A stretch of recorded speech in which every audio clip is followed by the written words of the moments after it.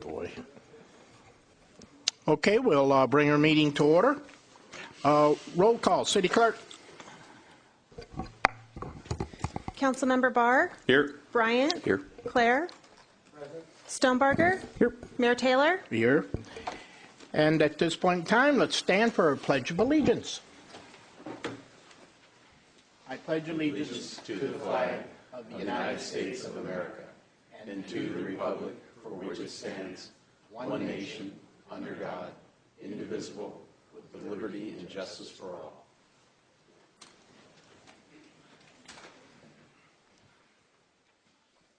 Nothing to report out in closed session.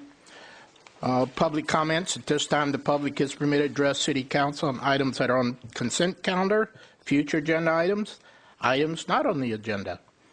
Remarks are limited to 5 minutes. While we encourage your comments, unfortunately, state law prevents us from discussing items that are not on our meeting agenda. We do take them very seriously, and if appropriate, staff will follow up on them. I do have speaker cards, but they are on specific items. So, general comments? Okay. Moving on to informational reports from council members. I wasn't ready for that. Anybody like to start? All right, I'll start, and then I'll let somebody else follow after me. Your mayor was involved in this. I attended on Veterans Day Cortona speaking and being recognized at Cortona. We also had the vets put on quite a demonstration when they fired the cannons at the school. It did shake the earth, and I'm sure it shook up the neighbors. Met with Assemblyman member Joan Buchanan. Have attended transplant BART. Did attend the Calicut Tunnel ribbon cutting ceremony, which was quite extraordinary. We got the actual walk into the Calicut Tunnel, the fourth bore, and it was amazing. There's a side exit that they allowed us to go to look at the traffic on the older bores, and you're shocked at the speed that those cars are going. And now with the new tunnel, it is phenomenal how fast you're going through that tunnel. It's well lit. There was talk about probably they would really like to tear down the other three and rebuild them, but I don't see that happening forever. We did the bank tree lighting at City Park, which really went over well.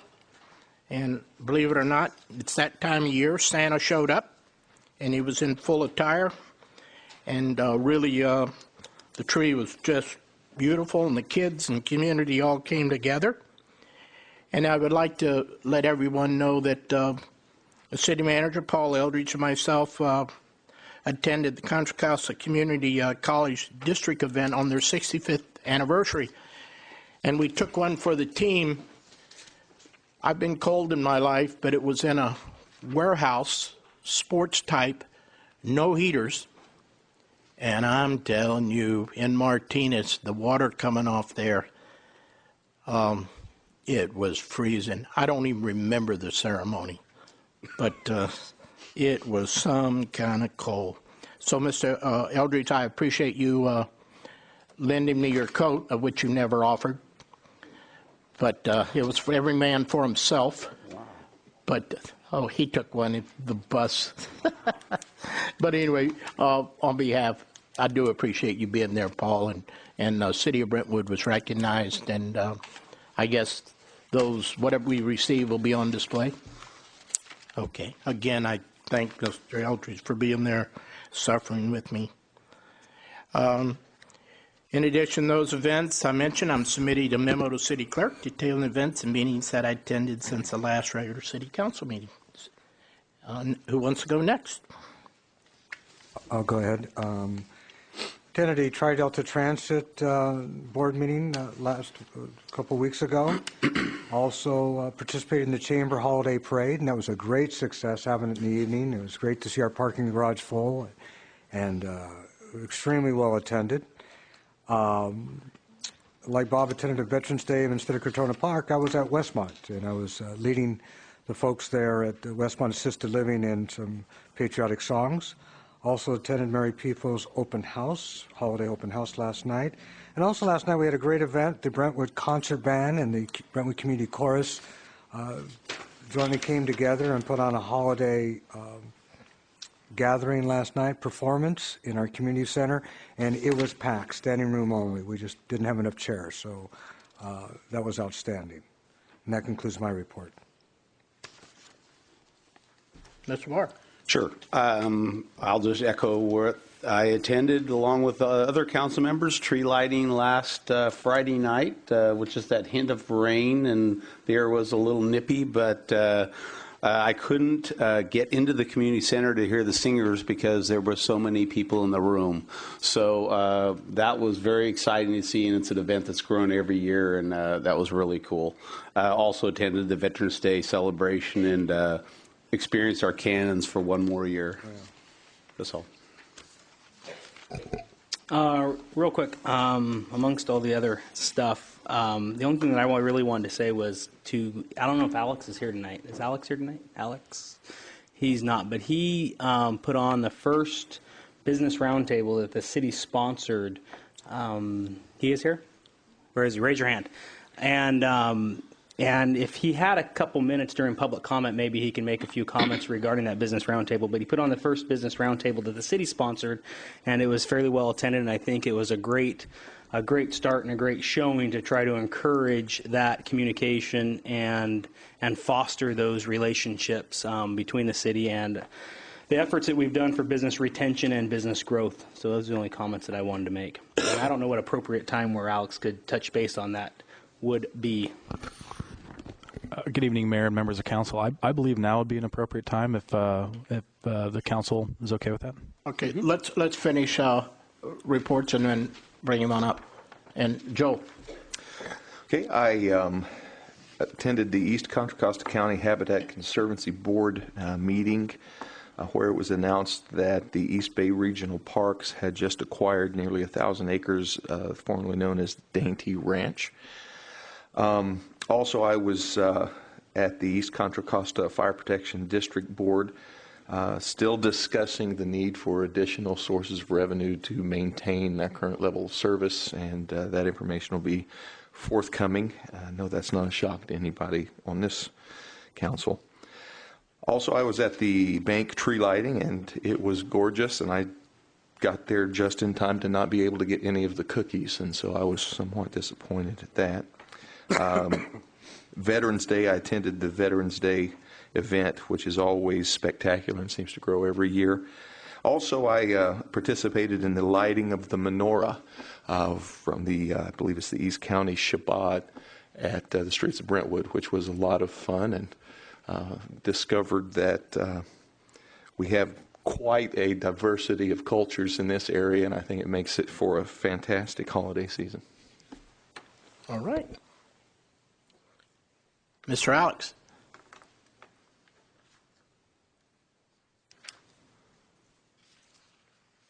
Hi, members of the council. Thanks very much for the opportunity to talk about this event, which was a very productive and positive dialogue about the business community in Brentwood. I appreciate the vision of the council in wanting to have this event, and it was our pleasure to implement it. And we do hope to have future events like this at least twice a year going forward in the future. We heard a lot of input from the business community. There were about 35 business people in attendance, about 40 people total. And comments ranged from a consistent desire to want to see Brentwood make the transition from what I believe they called a transit community, a bedroom community, to a self-sufficient community where we live here and work here, where we shop locally and do business with each other. And there were several very creative ideas about ways to do that. There was a concern and emphasis on the downtown, making downtown an upscale of vital and robust center for culture and retail. And there were many ideas that were floated that staff will be following up on. Thank you. Thank you, sir. Sounds like it went well. Moving on to B, consent calendar. I'd like to pull items B2 and B7. B2, B7. Any other items to be pulled? Need a motion. Make a motion to approve items B1 through B12, exempting 2 and 7. I second. I have a first and I have a second. Margaret? Ordinance 922, an ordinance of the City Council of the City of Brentwood accepting and approving a water rate study and adopting revised monthly user charges for water service for fiscal years 2013-14 to 2017-18 and subsequent years. Proposed ordinance 923, an ordinance of the City Council of the City of Brentwood accepting and approving a wastewater rate study and adopting revised monthly user charges for wastewater service for fiscal years 2013-14 to 2017-18 and subsequent years. Okay. I'll call for the vote. All in favor? Aye. Opposed? Moving to B2. The reason I pulled this is our finance department, again, is receiving awards this year, and they're typically not a group that stands up and blows their horns and probably doesn't like others blowing their horn for them, but I'm going to take this opportunity to do that. Having worked very closely with this group on a quite often basis, along with Councilman Stonebarger, they never cease to amaze me on the quality of the work and what they bring forward to us. They meet all our demands as a committee. They've kept this city in a financial condition that would make anyone proud, and I'm sure most of our citizens are very proud of our finance department. I know I am. So I know you probably wouldn't want to see this brought out, but I am going to bring it out and congratulate every one of you. I see many of you in the audience, and I thank you all for the hard work you do and also the recognition you have got for that hard work. Thank you. And I'll just follow up on that as a member of that finance committee. You know, in the last 7-8 years, we've had our finance department to really lead us through a fairly tumultuous time. And most of their assumptions and predictions and projections didn't always come true, but they were always updated often and brought to everybody's attention. And there's been a tremendous amount of confidence built, and I think there was confidence before, but additional confidence built through that time, knowing that at least we didn't know what was in front of us, but we had a pretty good idea of where we stood financially and what our exposures were and what we thought we could move forward with, and it allowed us to make a lot of decisions with some comfort. And as we come out of this downturn, that same position has been there, and the amount of information that flows through there and their ability to convey it clearly is fantastic. So the awards are well deserved and a long time coming, and they happen every year. So congratulations. Okay. With that, I'll make a motion to approve item B2. Have a first? Second. Have a second. Any more discussion? All in favor? Aye. Aye. Opposed? All right. B7. B7, I pulled this item because it seems like it's quite a milestone that I hate to go without also recognizing a couple individuals, Karen Chu and Gail Leach, I see is in the audience, for bringing this Civic Center project to completion, which I'm assuming this signals that completion. So I want to recognize you both for the hard work in bringing this facility to where we are today. Words well spoken. I think, boy, Gail and Karen, I think for a few years, Gail lived, eat, and breathed the place. cold weather, rain, whatever. But I really think congratulatory is to both those persons because look what it's done, and the community has really accepted it. So thank you for your hard work, and just think both of you get to retire from here, and as you leave out the door 20 more years from now or whatever it may be, so look what I did, look what I did, look what I accomplished. I think that's good. So with that, I'll entertain a motion. Motion to approve item B7. I have a first. Second. I have a second. Any more discussion? All in favor? Aye. Opposed? Okay. Moving into item C, public hearing. Resolution adopting the final 2010 Urban Water Management Plan as recommended by the California Department of Water Resources. Staff report. Good evening, Honorable Mayor and members of Council. Tonight before you, staff requests approval of a resolution adopting the final 2010 Urban Water Management Plan. Urban water management plans are required by urban water suppliers in California to support long-term resource planning and ensure adequate water supplies are available to meet existing and future water demands. The city has secured water rights to serve the community through build-out per the general plan. Suppliers that provide over 3,000 acre-feet of water annually or serve more than 3,000 service connections are required to assess the reliability of their source water over a 20-year planning period, considering normal, dry, and multiple dry years. This assessment is to be included in the Urban Water Management Plan, which is to be updated every 5 years and submitted to the Department of Water Resources, or the DWR. The DWR then reviews the updated plan to ensure the requirements identified in the Urban Water Management Planning Act are completed. The draft Urban Water Management Plan was submitted to DWR for review, and staff has incorporated edits received from DWR. As required by the Act, the Urban Water Management Plan provides analysis of water conservation measures in accordance with the guidelines of the California Urban Water Conservation Council, and it serves as the long-term water supply plan for the City of Brentwood. Upon adoption of the final plan by City Council, it will be submitted to the Department of Water Resources for official notification of completeness.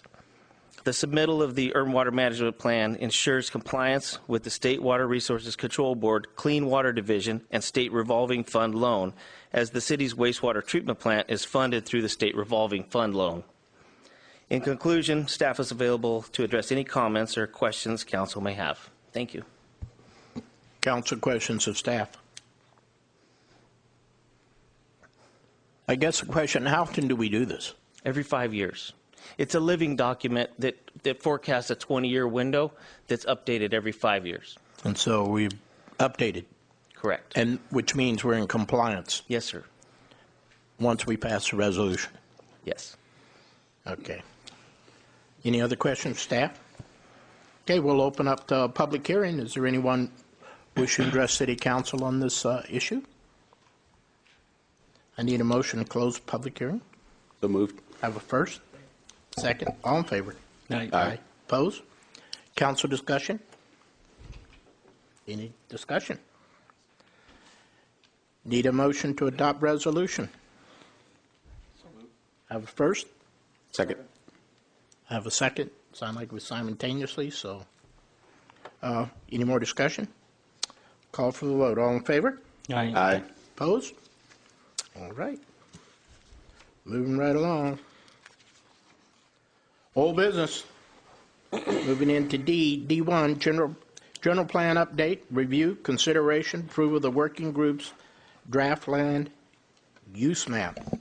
Staff report, presentation, and I am taking speaker cards on this, and the cards are just not put in any order, just as they come through. So with that being done, staff report, and I'd like to start this out by asking the question.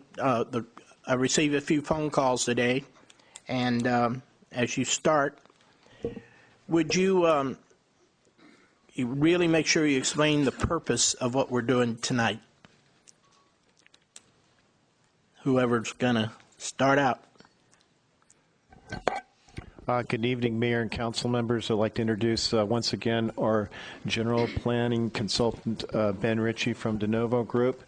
The purpose, real quickly, of tonight's meeting is for the City Council to continue its review of the working group's draft general plan land use map, and to, at the conclusion of tonight's item, to have an authorized or approved map by the council so that we can complete the draft general plan and stay on schedule. So with that, I'll turn it over to Ben. Thank you.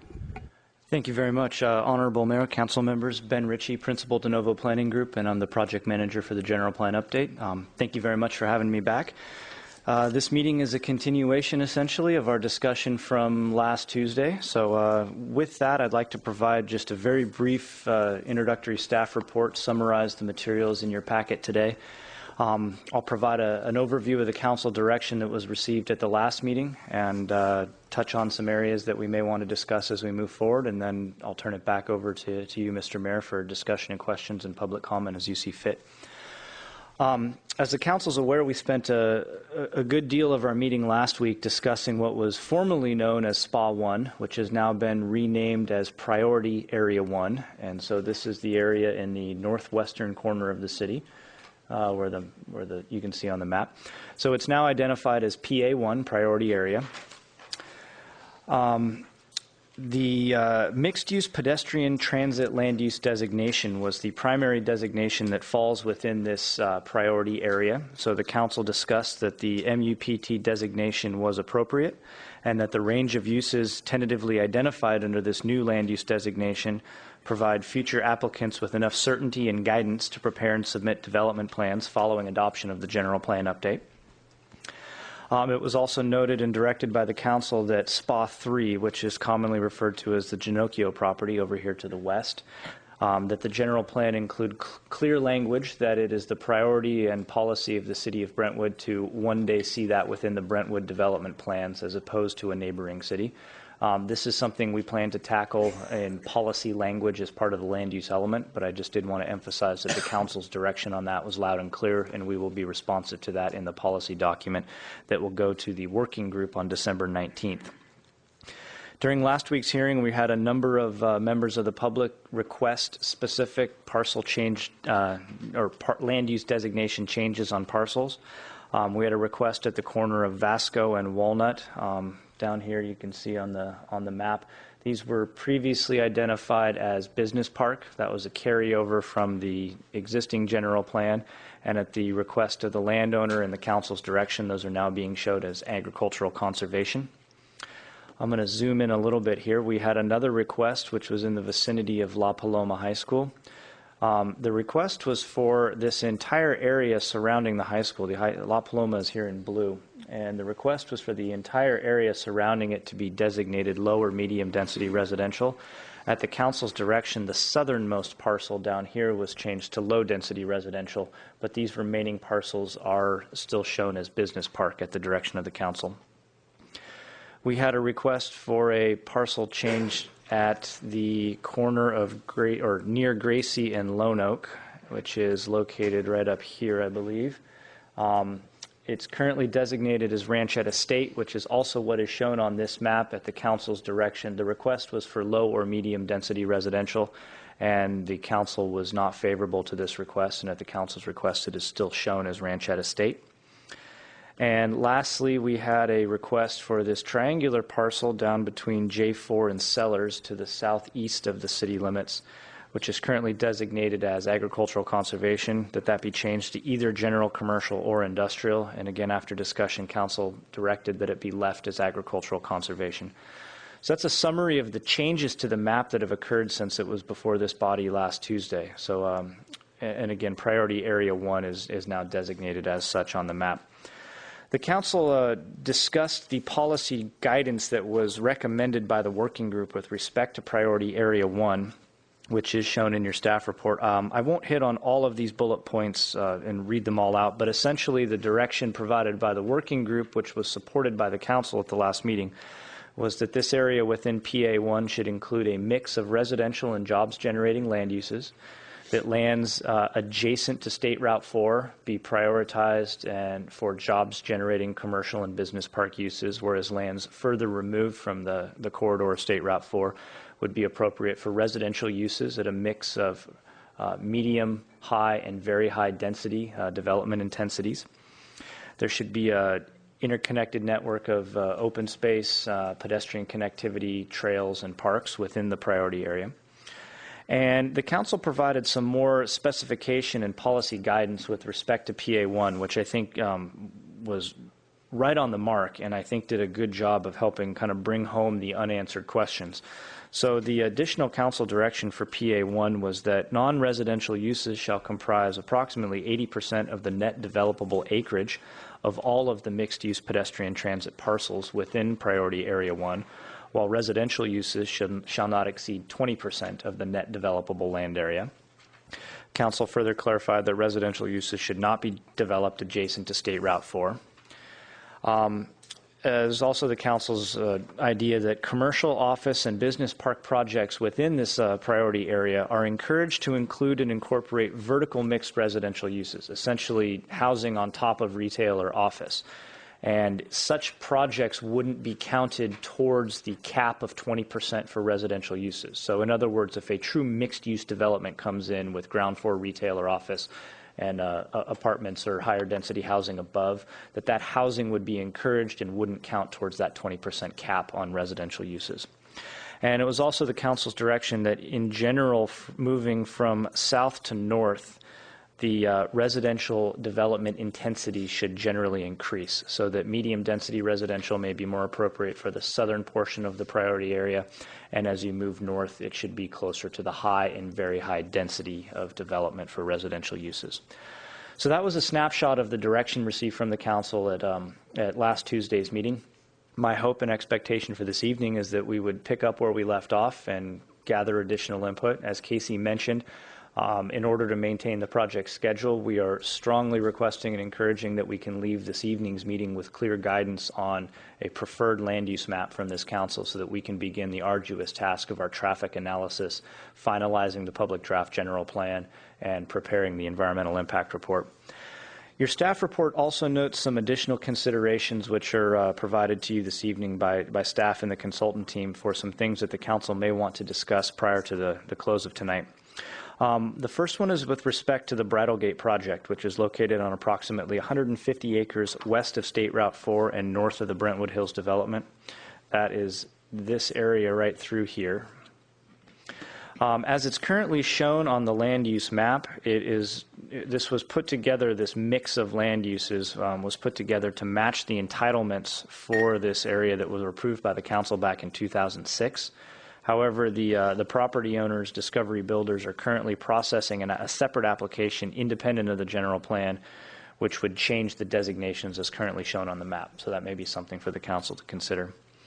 An additional recommendation that was brought up by staff and we've discussed would be that the area located within the southeast portion of the Deer Ridge development in the vicinity of John Muir Parkway, so I'm talking about this little sliver right here west of State Route 4, that the council may want to consider redesignating this from low-density residential to business park or professional office, that such a land use might be more appropriate. And lastly, for your consideration, we have shown this change on the map within Priority Area 1 underneath the hand here. This area, it's approximately 8 acres that are being shown as designated for very high density residential. And this is north of Grant Street and west of Shady Willow Lane. It's owned by the Martin family, and in order to be consistent with the identification of other already entitled properties, consideration should be given to changing the designation from this area from mixed-use pedestrian transit to very high-density residential. So again, this is a change we have shown on this version of the map, and just wanted to make sure we pointed that out to council, that this, on the past version, this had been shown as mixed-use pedestrian transit, but we wanted to clarify entitlements that are in place and designate this appropriately. So that concludes my introductory remarks, and Mr. Mayor, I'll turn it back over to you, and I'm happy to answer any questions you may have. Okay. Before we go to that, I'd like to direct a few rules here. Tonight this is an actual council meeting. At the last meeting we had in discussion, it was an opportunity as it was a workshop, and there was a tremendous amount of dialogue. So tonight we're really restricted in the sense of what's on the agenda. We're going to have speaker cards. Looks like I got about a dozen of them, but you were going to get 5 minutes. So you have 5 minutes to explain or whatever you are desirous to make note of. So we will adhere to council rules. So with that being said, do we have some questions of staff? Mr. Mayor, I do have one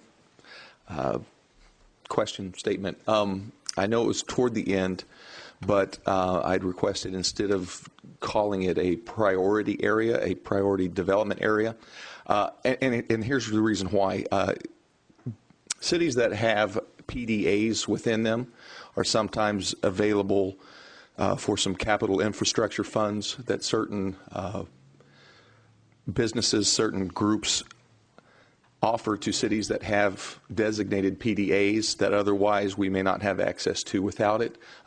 We may or may not qualify, but I think by simply adding a PDA instead of a PA, it could potentially benefit us and really do no harm. At the council's, I would be more than happy to change it to a priority development area. PDA would be absolutely just fine. So I don't want to say it's just semantics, but we absolutely have the leeway to change it to that designation and that name. So I would be more than happy to do that. With that being said, through council or through city manager, a PDA, in my memory, would this qualify as a true PDA? That's the issue in the question. Good evening, Mayor, members of council. My understanding is that the PDA designation, which the Vice Mayor is referring to, is a designation that's provided, I want to say, either by MTC or ABAG or some combination thereof. And so by the city of Brentwood calling this area a PDA, we don't automatically qualify for the infrastructure funds that the Vice Mayor is referring to. Certainly can't hurt. That being said, whether it's a PA or a PDA, I don't think it really makes much difference. So really it would be whatever council feels most comfortable with. Okay, I just want to make sure because I didn't think we fell into that category of a PDA. I wish we did. Shame on them. But yes, I believe the requirements to qualify for a PDA have to do with regional transit and various other factors, which, if I'm not mistaken, and perhaps Mr. McCann can clarify, we don't currently qualify for any of those criteria. Precisely. Oh, well, I took care of that. Precisely. So anyway, it's, I guess if we want to call it a PDA or if whatever you want. No. Okay. Okay, so. I have a question, Mayor. Yes. Ben, when you were discussing, I'm not sure if it's PDA or, is it PDA or still PA1? Okay. May I actually briefly request clarification because I want to make sure I take good notes as we move forward. Should I proceed with changing of the name or should we leave as is? Leave as is if it doesn't matter. So. Okay. Thank you. I just want to make sure I'm checking these off my list and I get good notes as we go through. Thank you very much. Please. Well, Ben, when you describe the, I guess that was the framework or our direction from last meeting in regards to PA1 and the mixed-use pedestrian transit designation, would that be the council's direction? Would that become the framework for beginning discussions for the working group on a policy set for that area? Yes, and I believe getting into logistics, we would. So I have crafted a staff-level draft of the land use policy set that we're expecting staff edits back this week. The working group meets December 19th to pick up and review the land use element. It would be my plan to present the working group with the direction provided by council and make it clear to the working group that the council discussed the direction and the specifics of the MUPT and PA1 in quite a bit of detail. So you'll recall from the last meeting, we got down to the 20% residential. So I believe I would present it to the working group with the caveat that the council's considered this in quite a level of detail, and here's the direction provided by the council. So we would still seek working group input, but I would clarify that the council has chimed in clearly on the issue. Okay, so the working group would have the ability to at least maybe make some suggestions based on the work that's taken place over the last year, and then it will come back to council again? It would. We would plan to come back with council review of the policies for the land use element in January. One thing I would like to point out, we're bumping into a little bit of a rock and a hard place with respect to the schedule. One of the key things that we're doing in locking down this map tonight is that it allows me to go back and crunch the numbers so that I can put together the growth projections for the version of the map that the council blesses this evening. That math essentially is going to start tomorrow morning. The ratio of residential and non-residential development within PA1 is going to have a significant bearing on the math that goes into the growth projections. My hope is that we get clear direction regarding those ratios and development assumptions for PA1 at this meeting so that we can start the number crunching right away. If we wait until January and those numbers shift and move, that kills the schedule as far as putting the traffic analysis together, because we're rolling the traffic guys out prior to Christmas. And so my hope is that we get clear direction on those ratios this evening and that the working group has some understanding of why the council has chimed in now with that direction. I also get the sense from attending all of the working group meetings that the working group and the council seem to be very much on the same page with respect to this issue. So I'm cautiously optimistic that the working group will receive the council's direction well. Thank you. All right. Mr. Clare. Yeah, question, Ben. In the PA1, actually, I like to designate PDA, actually, because it's just not a priority area. It's a priority development area. Just clarifies it, but we're okay either way. But my question is that is my understanding, is the future potential site of a transit hub there with eBART. And it's also my understanding that there's a certain number of residential units that need to be associated to make that happen in the future.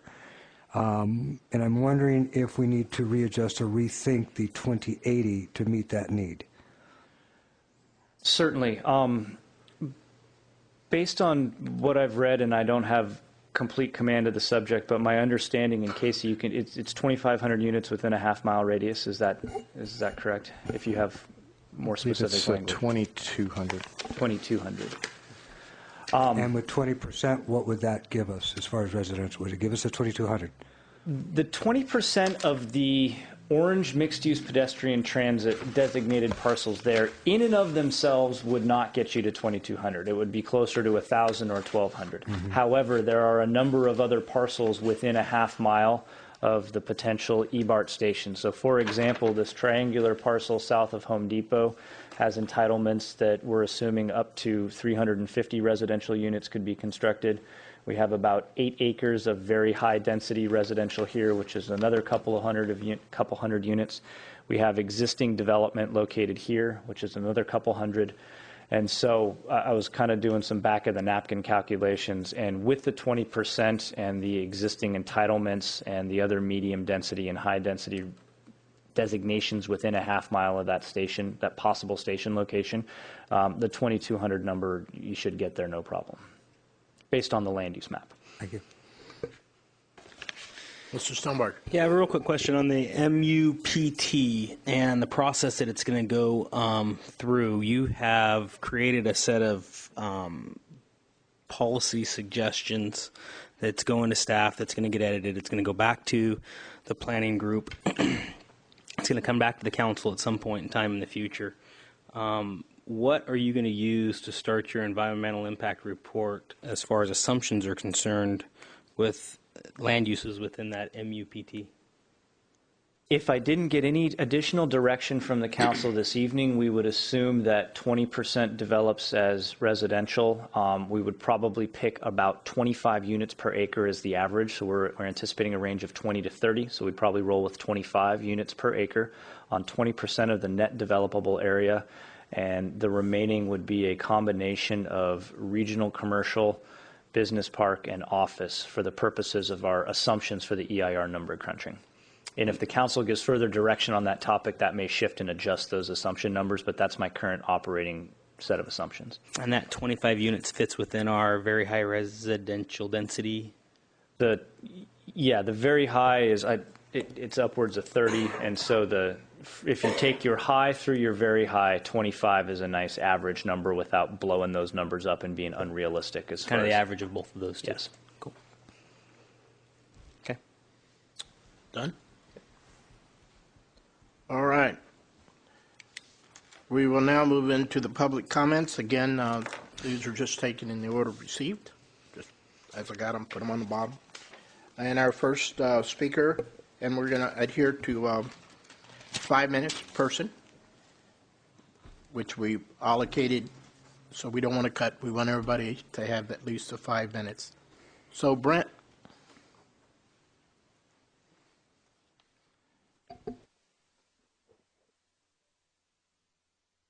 And behind Brent will be Kathy Griffin.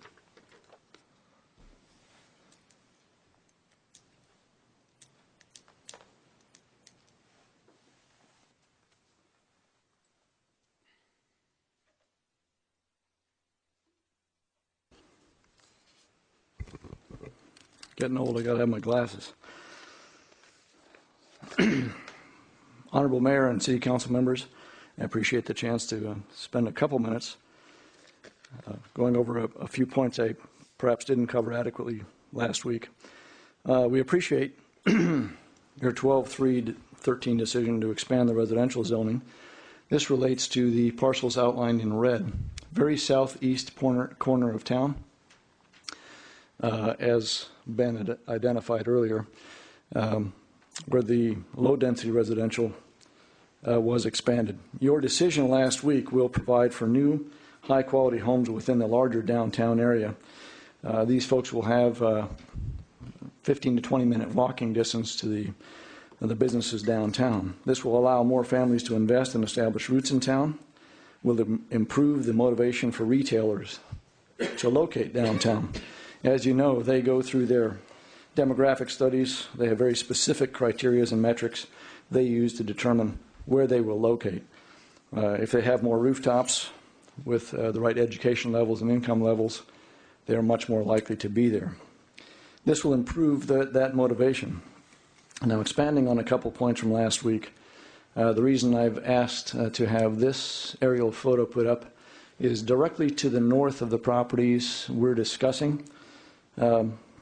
There's a small enclave of homes that rests comfortably there, a quiet group of about 135 homes. This photograph does not include all of them. I've driven slowly through these streets at several different times during the day, different times of the week, and I'm very impressed by the comfortable character of the well-maintained homes. These homes seem to be unmarred by many of the issues we've seen in other areas. Children play comfortably outside. In my opinion, this seems to be one of Brentwood's best kept secrets. The families here seem to have a very high pride of ownership. As a point of reference, the density in these homes is built to approximately 5 units to the acre. Now, of course, you're going to want to have your staff double check. That's my rough calcs. I may be off, but it looks like just above 5 units to the acre. I truly believe, as a resident of town, as well as a business owner here, that it is in the best interest of the city to encourage construction of high-quality homes in these areas, and those homes that should be affordable to young families. Appropriate density is crucial to allow that affordability. My concern, if the zoning, as it was identified last week, is low density, which allows 1 to 5 units to the acre, going by what I experience typically in other cities, planning staff and commissioners often push for mid-range with demands for extras to justify any density increase. Mid-range and low density would result in a density of about 3 units to the acre, significantly below that to the property north of us. my request. I'd request that you designate these parcels to be residential medium density.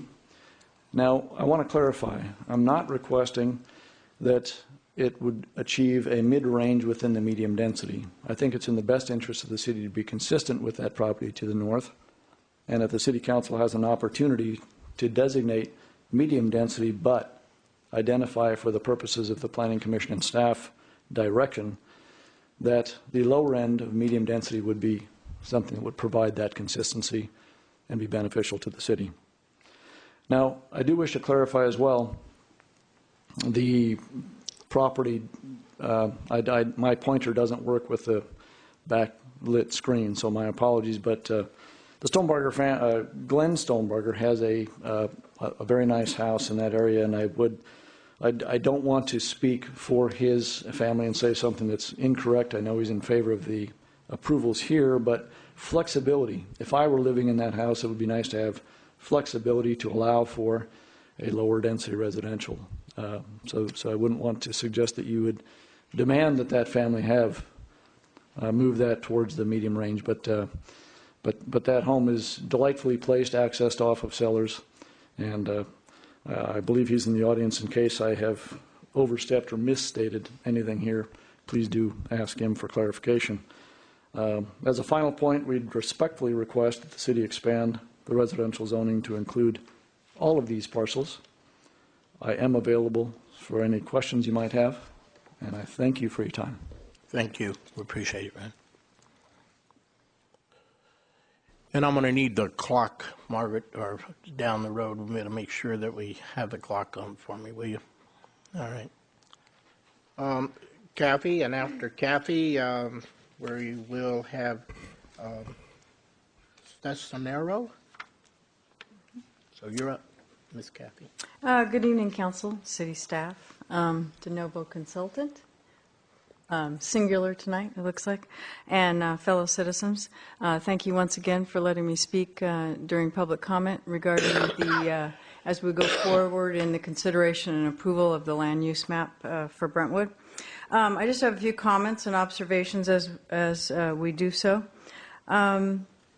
Still want, we don't have the map up, but I still want to voice my displeasure of the planning development of lands outside the urban limit line in the city of Brentwood to the level of land use designations. I mean, I still continue to support SPA designations, as we know the importance of the definition of a SPA.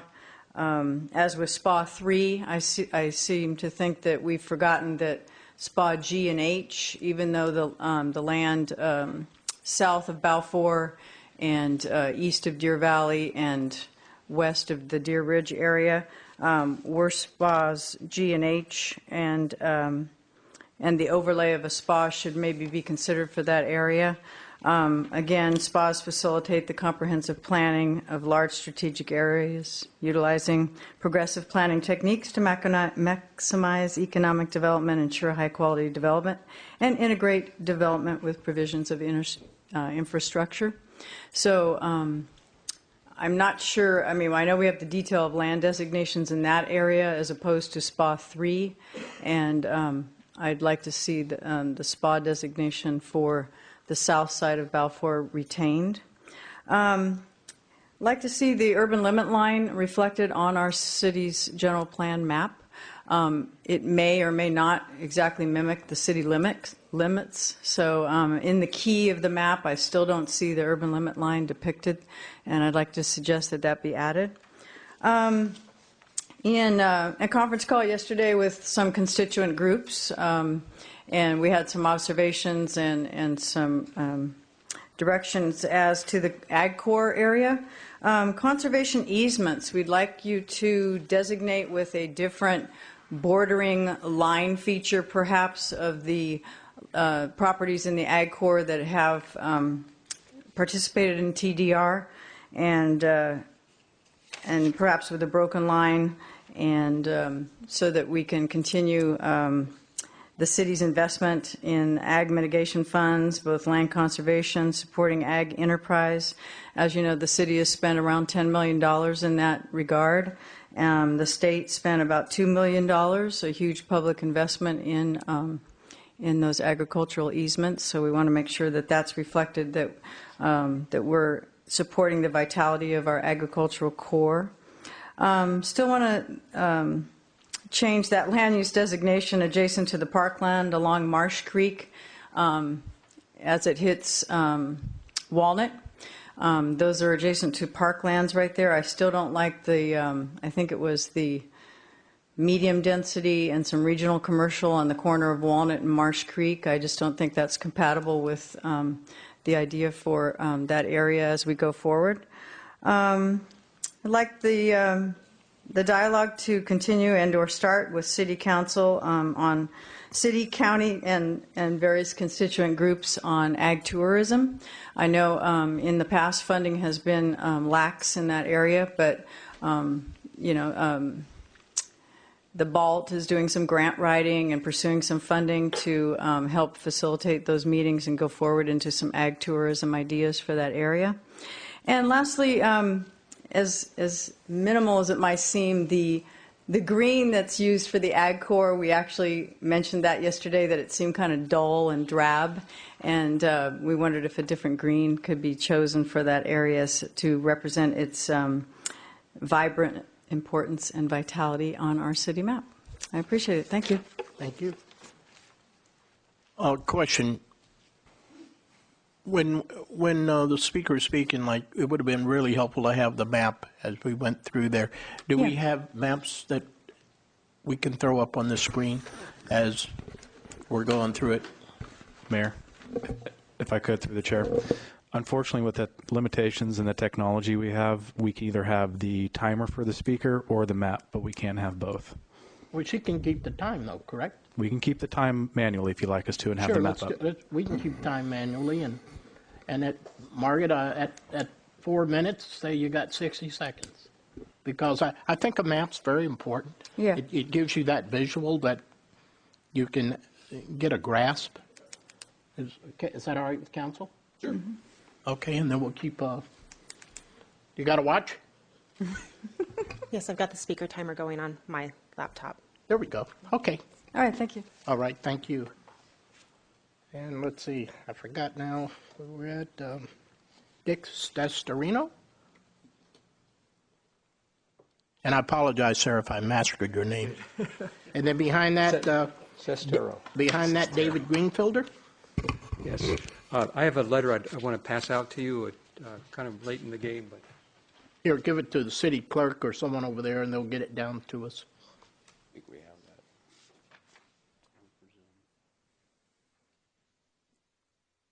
Oh, I'm sorry. No, I'm just my name is Dick Sestero. I represent West Coast Home Builders and Discovery Builders, and we're developing the Bridal Gate project on the west side of the of Highway 4, right below Planning Area A. I wasn't able to attend your meeting last week, but I did send a letter, which I hope you received. But basically, the letter I've got here for you tonight, I can explain it very simply. I know you haven't had a chance to look at it, but this site was formerly known as Spa A or Spa E, and I'm not sure why that was changed now to the land use that's being shown. But we went to the land use subcommittee last year, and we talked about a few changes to our plan, and we had the concurrence of the land use committee to go to slightly higher residential density, and then to the north of the Sand Creek Road extension, we have regional commercial and mixed-use business park with also some potential for some residential. But again, and then after the land use committee, we've actually submitted an application about a year ago that included a general plan amendment, rezoning, and a tentative map. And we've been working through the process, and the CEQA document is almost finished, and we should be coming to hearings hopefully early next year. And so what we'd like to propose is, rather than the land use is shown, to the second page, and what I gave you shows the designation we would like to see. And again, it's very similar to what's there, but there's a little more residential density.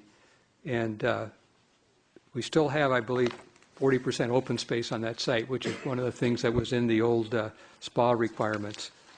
So again, that would be our request tonight, that our proposed plan be incorporated in the general plan as it goes through the process. Like I said, we may actually be coming for approval prior to the general plan being completed, but we'd like to propose that what we're proposing right now be included in this plan. And anyway, I'd be happy to answer any questions anyone might have. Okay. I'm not going to ask you any questions of the dais, but I guess I thought you said this was on its own identity, this piece of property. Am I on the right track? Yeah, Mr. Mayor, my understanding is that the way we've shown it on the map matches the 2006 entitlements that were granted, and the speaker is noting that he's in the application process to make some minor changes to that application. Okay. So what's being requested by the speaker is something that hasn't yet been adopted or considered by the council. So we could get direction to preemptively change this land use map based on a pending application, or we could leave the land use map as shown, which is consistent with the existing entitlements that have formally been granted. Help, staff.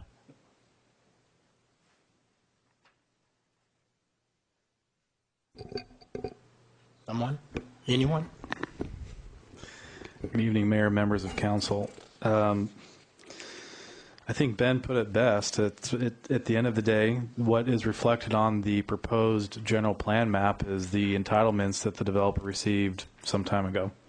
They're currently, as Mr. Sestero mentioned, they're going through the process right now to have the entitlements revised similar to, I believe, the map that was attached to the letter. At the end of the day, this map is the council's map moving forward, so it could leave it as is and let the entitlement process continue forward, or you can make modifications to that map as you see fit tonight, and somewhat get ahead of the entitlement process that's ongoing, depending upon the outcome of that. Whether or not whatever colors are put on the map tonight are consistent with that remains to be seen. But what's shown now is based upon the entitlements that they currently have. All right. Comments? I think it might be a little premature to change anything without the certainty of what those changes might be on something that's going to be a document that goes out for 20 years. Okay. We can discuss it. Appropriate? Okay, sir? Thank you. Yes, sir. Okay, David Greenfielder, and behind that person, Joel Delvacourt.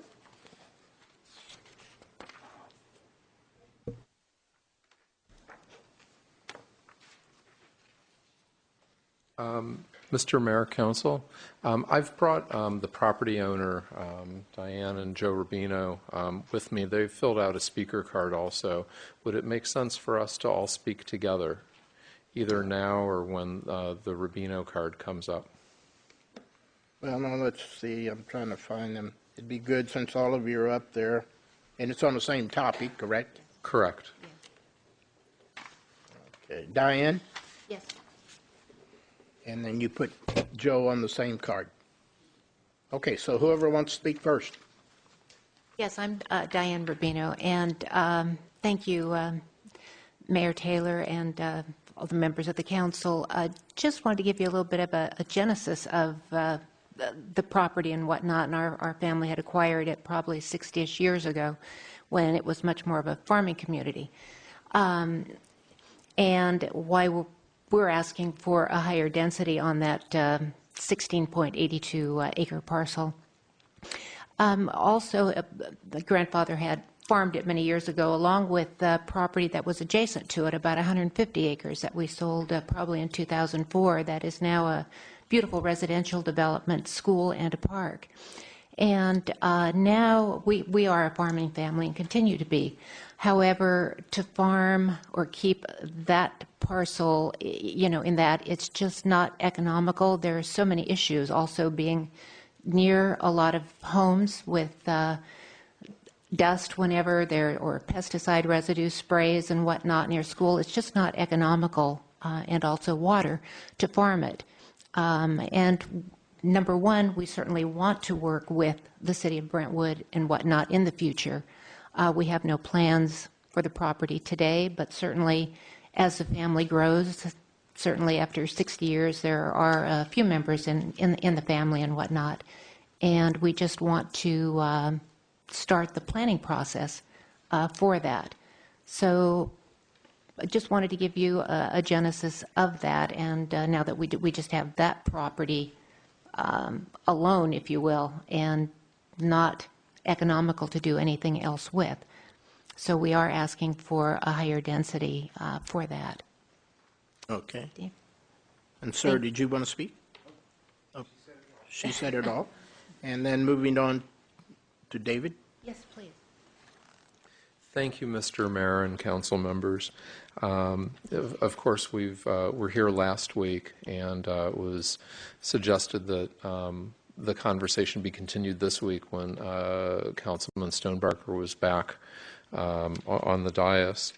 And we understand that there are some complex issues here, and that you all are grappling with as part of this general plan update: jobs, housing balance, preserving the agricultural roots of the community, and specifically the ag preserve. Perhaps perception that density is being aggregated in the northern part of the city, and maybe most pointedly, compatibility with surrounding uses. We certainly want to be working with the city, as Ms. Rubino suggested, and we want to be doing something that's compatible with surrounding uses. And but it does. We do think that it's not an unreasonable request to increase the density from Ranchette Estate, which would have a median size of one half unit per acre, minimum lot size of 2 acres. As you can see from the map, there are adjacent uses to the ranchettes. There's a school to the west. There is very low density. That's the yellow. Can you show that on? You got your It's where the hand is, Mr. Mayor. So, could we maybe zoom in one notch? That might help. Right. So the blue to the west is school. The dark blue to the north is I believe, a semi-public facility. The yellow to the east is very low density, and I understand that there's a desire not to skip density. So, for example, very low density is the next designation up from Ranchette. But as you can see to the south, there's sort of a finger or a peninsula, if you will, of low density, which is 2 designations up from Ranchette Estate that has encroached into the middle of the ranchettes. In any event, we want to be compatible with adjacent uses, but for planning purposes and also just appropriateness of land use with adjacent uses, we would like to request that you increase the density on this parcel. I also think it's important to point out that we've spoken with Gloria McCoy and her brother John Thomas. Gloria McCoy is the owner of the piece of property immediately to our north. She wasn't aware of this general plan update process when we spoke with her, but she also expressed no objections to what we were requesting. And I'd also note that over the course of being part of this process over the past weeks and months, that we really haven't seen anybody come in with any neighbors with a specific objection to the request for an increase in density. So we're requesting to see if we can move this property to a low density designation. That would be just one jump up from the very low to the east. And if you feel that Excuse me, the speaker has 60 seconds left. Thank you. And if you think that we should be considering something other than low, but again, an increase in density from Ranchette, we'll remain here this evening so that if there are questions, we'll be available to answer them. Okay, sir. Thank you very much. Thank you. I think I had Joel and then Nancy Naltery would follow Joel. Good evening, Mayor, Vice Mayor, and council members. Thank you for having us back again this week. I don't normally get super excited in public speaking. It's not in my personality exactly, but today I had a really exciting day. Participated this morning in Contra Costa's first Food System Alliance meeting, where there's a very vibrant and large group of people invested in looking at the future of farms and distribution and the connections between Contra Costa and the region for getting Brentwood's and the county's produce out into the world and connecting with restaurants and connecting with people throughout the region. I also had the great fortune of spending the day with first-generation farms and learned firsthand of the entrepreneurial spirit of young Brentwood and surrounding communities, residents who are invested in farming and invested in farming into the ad infinitum, hopefully into the future with sustainable farming practices.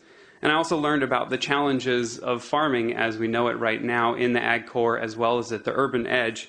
And it's really hard to get a farm off the ground, especially as a new farmer, and it's very challenging to keep a farm afloat in the economic climate that there is today with development pressures throughout the region and land prices reaching speculative highs. And so in particular, where we were today, which was just west or just east of SPA 2, which is currently considered outside of the urban growth boundary and is prime farmland and is also considered county agricultural core land, it poses threats to farms like this that are just outside of that.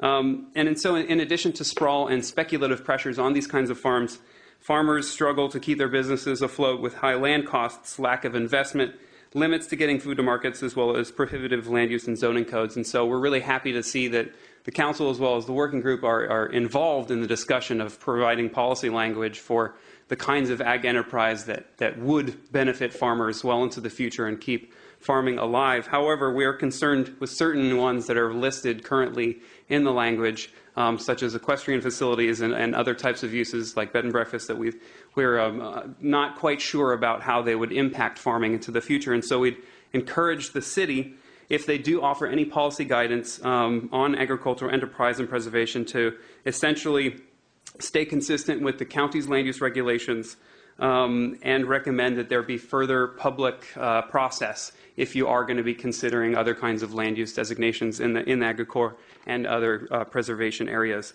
In addition, as was mentioned before, we fully support the idea of a transfer to agricultural credit program or TDR program, and we believe that needs to be bolstered in order to make land within the city stronger and more vibrant, as well as preserve agriculture around the Ag Corps. And concerning SPA 2 and SPA 3, those areas are outside of the jurisdiction of Brentwood, and we're concerned that they send not only the wrong signals to farmers, but also have a detrimental effect on agriculture in general and go against the will of voters in Brentwood who have defeated Measure F and Measure L and every opportunity to expand those parts. And so really looking forward to further discussion this evening about the possibility of keeping development within places like PA1, which is a fantastic way to accommodate a little bit of a different kind of development model for Brentwood, but also look into the future for 20 years and accommodate growth. Last week you changed Ron Nunn's properties, which are south of Marsh Creek or around Marsh Speaker Creek has Road. 60 seconds left. Thank you. And we encourage you to change the other parcels surrounding that to also keep those lands in agricultural preserve. And in terms of PA1, we're really happy that the city is considering these new kinds of models. And we just would suggest further study, and I think it's actually already been mentioned, about the 80-20 balance, just an clear understanding more than just a note-taking, whether it calculates out to support transit and other kinds of retail, making sure that that development really works out and that balance is goes with how land use best practices are done throughout the country, and also that that area has strong open space protections as well as habitat protections for the areas there that have those resources. So those are our comments for this evening. We sent those to all of you, and we look forward to further discussion this evening. Thank you, sir. Thank you. Okay. There she is, Nancy. And then following her, Steve. Mayor Taylor and council members. Oh, did you? Oh, sorry, I didn't mean I to was interrupt. going to say following you will be Steve Mandrell. You're up. Mayor Taylor and council members, my name is Nancy Woltering, and I represent Save Mount Diablo. And I'd like to start off just by complimenting you on the process that you've undertaken for this project. It's been a rigorous and exciting project to watch, as the working group has done a really very good job, as well as the consultant. Just really a nice job. Save Mount Diablo believes that the city has been given clear policy direction from residents regarding where development should occur in Brentwood. The resounding failure of Measure F in 2010 confirms that residents do not want the urban limit line broken, nor do they want to see development in the area around the high school, as is currently shown on the land use map. In fact, voters have repeatedly rejected development on the west side. Save Mount Diablo urges the council to uphold the will of the people and respect the existing urban limit line in the general plan process. And I'd like to reiterate Kathy Griffin's comment that it would be very helpful if the urban limit line was shown on all of the maps and graphics. Thank you. Thank you. Steve. Behind him, Mr. Ron Enos. Good evening, Mr. Mayor, Vice Mayor, council members. My name's Steve Melander. I am representing two of the property owners for change request number 3, known as the Scortino property as well. It's 28.5 acres at the southwest corner of Walnut Boulevard and Continente Avenue. It's currently zoned mixed-use business park, and our change request was for low-density residential to achieve highest and best use and to conform with a majority of the surrounding uses. The working group recommended a mix of low-density residential, which we do appreciate, and also business park as well. We're not arguing the thought process that went into that, because it does make sense, because there is some business park development there already. It makes sense to keep some. All we're asking is that the line that was drawn, which is currently shown, it's the parcel, I don't know if you can see it on, there we go. The business park line was drawn more to the west than we were hoping. We were hoping to keep the business park portion more along the frontage and kind of follow the line that's established to the north of the parcel there, and add the additional land into the residential portion to create a land plan that's a little more useful, so we can create kind of a buffer between the residential development and the business park development, and have a little more residential property to work with. There's also more interest right now, as many know, in the residential opportunities, and the owners are interested in taking advantage of that. Once again, most of the surrounding uses, as you can see, are low-density residential, and we're thinking with the additional homes too, they could help fund the remaining infrastructure for the parcels that will be there for Business Park in an effort to hopefully spur those into development sooner. Just wanted the opportunity to speak. Appreciate it. And if you have any questions, we'll be around. Thank you. Thank you, sir. Mr. Ron Enos, and behind that, Melinda Majori-Hauser. Good evening, Mr. Mayor, City Council members. Could you blow up the section down by Equus and Stonebarger Jageri property? It's at the southeast corner of the map. I think it's very interesting that in the city of Brentwood, if you look at the zoning for very low density, the mid-range is 2, low density is 3, and medium density jumps up to 8. And all the years I've been selling real estate in this area, talking to all the developers I have, probably the most popular lots are between 4,500 and 6,500, 7,000 square feet. Now that's about a mid-range of 5. And we don't have that zoning as a mid-range in the city of Brentwood, and I think that's very unfortunate. And I kind of agree with Brent Austin that we really need that zoning in this area. And if you look at Mr. Glenn Stonebarger's property, which is on the upper, that's the upper 12 acres or so, it goes all the way out to Guthrie. His preference is to keep that all residential going all the way out to Guthrie, and not have any business park there in the front. And the Jageri's the same way in the middle. And in the Equus, you've already changed. And they're all requesting medium density, not to have 8 to 10 units per acre, but to be around that 5 units per acre so they can develop a quality lot in that area. Could you move up to SPA 1, please? We don't have SPA 1 anymore. Oh, you're right. Thank you, Mr. Mayor. You're on top of things tonight. Well, I don't know about that, but I'm fought like Planning Area one. 1. Okay. I kind of agree with just about everything was said tonight about the mixed-use pedestrian transit area. The only concern I had was the ratio of using 80 to 20, because I'm not sure if those numbers really work. I was trying to figure in my mind when he was running the numbers, this is a very important area. I think Ben's going to have to put a lot of thought in this over this next week and figure these numbers out. But roughly, I was figuring the numbers. I thought he said 265 acres up in that area, and 20% of that is about 50 acres at a density of 20. Of some of it's going to be medium, which is 8, but let's say 20. That puts you on 1,000 units, and I believe included in that was the Martin piece and some of those other pieces. I know that residential area wasn't, and probably the high density wasn't up in the upper area. The Arcadia one was not included. But I think the most important point I want to get across tonight is that 15 years ago, I think I told you, Mr. Stonebarger, Councilman Stonebarger wasn't here last time, but about 15 years ago when we talked about this area, they put the whole area as business park. And I told them then it won't get developed because there's no infrastructure there. And commercial can't bring the infrastructure by itself. So I'm hoping that through your guidance that you're going to make a determination that we've got to have residential on both sides of the bypass, on the west side and the east side, to help with the infrastructure costs and to bring the infrastructure to the west side so we can develop the west side.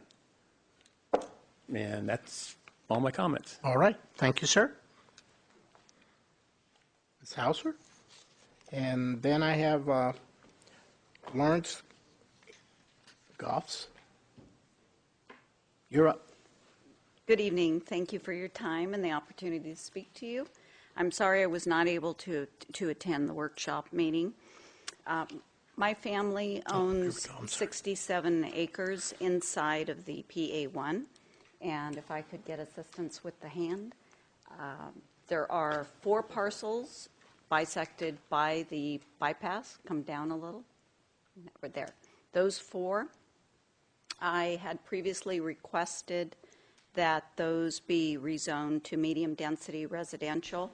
I concur with the comments that Ron made a minute ago, and I understand that there is a desire to keep those in a more commercial-oriented use because of the bypass, although I do think there's room for some residential there. The east two parcels have some constraints that might make those more conducive to commercial. However, I will leave it to you to decide on those 4 parcels. What I would prefer to focus on is the 37 acres to the east of that. If I could have the hand back. You're using my 5 minutes. Add at least 5 seconds to the clock. I'll be the ref here. You just got them back. Okay, thank you. Okay, so we also own that 37 acres right there. And as you can see, that is bordered on the north by residential development, and on the east, it's near schools, and on the south, it's almost bordered, well, first by Sand Creek, the creek, and then Old Sand Creek, the road, and Streets of Brentwood. We are already a form of pathway for people trying to get to Streets of Brentwood. And it just seems that that parcel would be more conducive to a residential development because of the location next to schools and whatnot, and because it is adjacent to the creek and a continuation of the trails. We also own the 3 acres that is just outside of PA1 that's between Streets of Brentwood and the creek.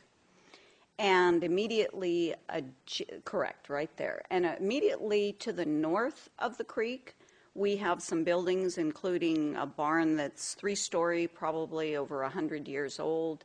A tank house has a 2,000-gallon tank on it that's over 100 years old, that was taken down from another property and reconstructed here by my father, and a wonderful wooden bridge that was also built by my father and uncle and grandfather. So what I would ultimately envision is a preservation of those buildings in some fashion, inclusive of the bridge, and tie that together with the 3 acres on the other side, which is really too small for any form of development, and it abuts the parking lot behind the theater in the Streets of Brentwood. And then create a residential development behind it. I had suggested low density, medium would also be fine, or higher, but those people could then walk to the Streets of Brentwood and support the various other businesses in the area, and plus be walking distance to schools. It just seems that that is more logical use of that area. It's not as easy to get to as some of the other commercial development to turn that into more of a business park. So I would ask, as you relook at this PA area, that you think about perhaps zoning that for residential. And as Ron pointed out, we need residential to support the commercial and to support the financial sides of things. If anyone has any questions. Thank you much. All right, Lawrence, and then I have Karen Rogie.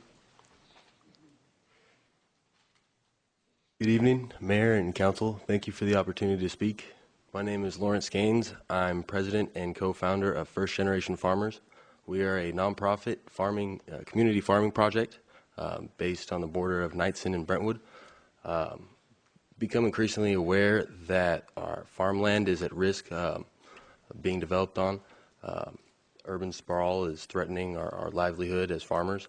And I'd like to share with you guys today that we have a growing number of farmers that are from my generation that are interested in, not just interested, but passionate about keeping our farming alive in this region. And I would like to encourage the council to do everything in your power to preserve farmland and enhance our agricultural economy. That's about it. Thank you. All right, sir. Thank you. Karen Rogie, and then behind that is Paul Martin. And those are the last 2 speaker cards I have. Yes, ma'am. You're up. Hi, my name is Karen Rogie. I wanted to congratulate Pam. I missed it, the first thing, but actually, if we didn't have such a great finance group, we wouldn't be doing this general plan right now. So I just want to say that. I was really happy to see that the fire station on Shady Willow was marked and that Paul's property was marked. I still am concerned about the Empire Triangle. I know you guys had lots of issues to deal with, but the working group changed the 15 acres to medium density residential and 5 acres to general commercial. And if you look at the map, it still looks very inconsistent and choppy. My suggestion is change the 5 acres that are at the top back to Business Park. I don't know how much of a difference that designation would make. Somehow it needs to be consistent. Anyway, with either above or below it, either make it up to the north and hook it with the Business Park up there, or to the south. I think to the south is better, but that's just my opinion. All right, the only other thing that I have, a couple other things, excuse me, is the existing properties on Shady Willow and Jeffrey Way. I still do not agree that the existing properties that did not ask for changes should be changed to the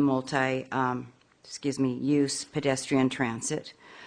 I understand that they will be riding in the business park, the light industrial into the multi-use pedestrian transit. But I still haven't seen it, and we won't see it until the policies and all the decisions are made. But I just want to put my 2 cents in for that. The third thing is, if you do continue to keep the changes to the multi-use pedestrian transit, that you would please notify the property owners who did not request it, and make sure that they are aware that that is going to be changed for their properties, because there's still a church there that exists that's not up there, and there's also light industrial business. There's a couple of them up there, and I mean, I called one of them, but I don't know the other guy's phone numbers, and let them know. But unfortunately, both of them, or one at least, is totally out of town in a whole nother state working. The other thing is, I still want to make my suggestion about the multi-use pedestrian transit land use designation, that no more than 35% residential land use or footprint be allowed in that designation. I know you guys decided on 20% last week, and I did a whole bunch of my own calculations. I'm not really good about that, but just when I was looking at everything and the acreage, and of course I didn't count the Home Depot because I knew that that was already designated, either or, and you always want to go whatever the market calls for, which would be residential and apartments. So I'm just throwing my other 2 cents in there for that. I've been asked to request that you make the Marsh Creek down at the bottom where, I think is where Creek down at the south end of the map, make it more identifiable on this map. Yes, right along that area. Thank you. So that when the Land Use Committee is looking at things, they know. And I totally agree with Kathy Griffin. I mean, it's very hard for me. I had to go back on the map to find the ULL to figure out where it was again, because it's not even on there and it's not designated. And it is kind of important when we're looking at that kind of stuff and deciding on what things we'd like to see there, to look at that. And I know, being a general plan member from 2000, it was very difficult. If we don't know what things are, it's hard to make decisions. And I think it's very helpful for them, and to give them all the information that they can use to make those decisions, because they're very important for our future. Thank you. I just wanted to tell you, thank you very much for giving me the opportunity to speak, and I'm glad you're doing this. Thank you, Karen. Final card, Paul Martin.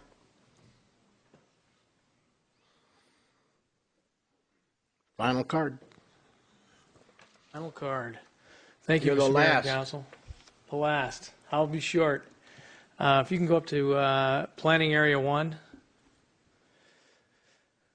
I'm sorry, Priority Area 1. It's all right, you're close. Ours is the little piece of property right there, the roughly 8 acres that was just redesignated for this map, very high density residential. And I spoke with staff after last meeting and we discussed it, and I'm very happy to see they put it up there. I also had made a request for a change. I think it was request number 16. And I had mentioned it at the working group meeting. It showed it I was requesting a change of 10 acres. It was actually much less than that. It was only for 6 acres.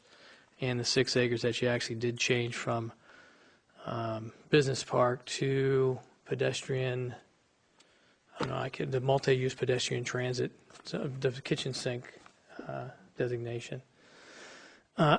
Which I think would satisfy my request.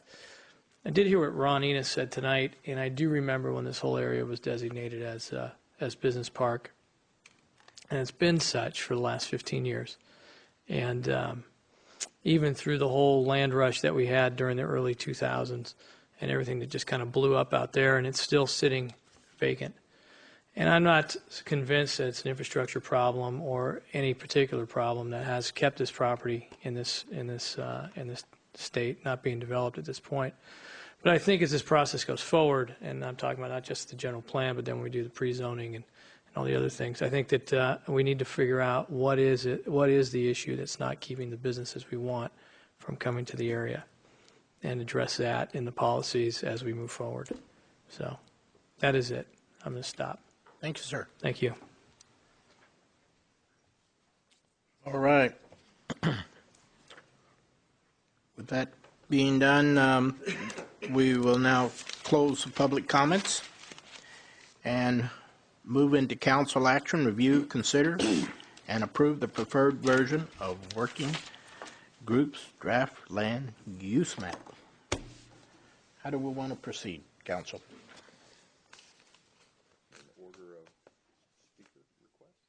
I can do that. That was. Does that work? Yep. Mm-hmm. So, okay, the first one I came out with was Brent Austin. But now somebody else made some notes on some of them. I might not have made all the notes, so we don't want to skip somebody if somebody else has got it. But Brent Austin was the first one I came up with. Yes, sir.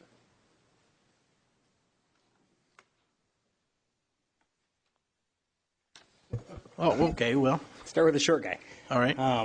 Happens all the time. A couple things. First, it's been noted a couple different times that there's a similar last name on a couple of these properties. And so just wanted to acknowledge that they are family members and uncles in particular. And I don't have any financial interest in any of these properties. Otherwise, Damien wouldn't let me participate in some of these conversations and discussions. But I just wanted to clear that up just so everybody was aware of it. So the southeast corner of Brentwood, and my general opinion is parcels adjacent or abutting Guthrie Lane probably stay purple. Mixed use business park, I believe, is the term. And as you get towards Sellers Road, I think residential becomes the adequate use, and I believe the bottom piece, and I'm looking at an old map, and I have the new map in front of me, was low-density residential, and I agree with Ron's comments. We have a gap in that low density to that mixed, or to that medium density, and we don't have a good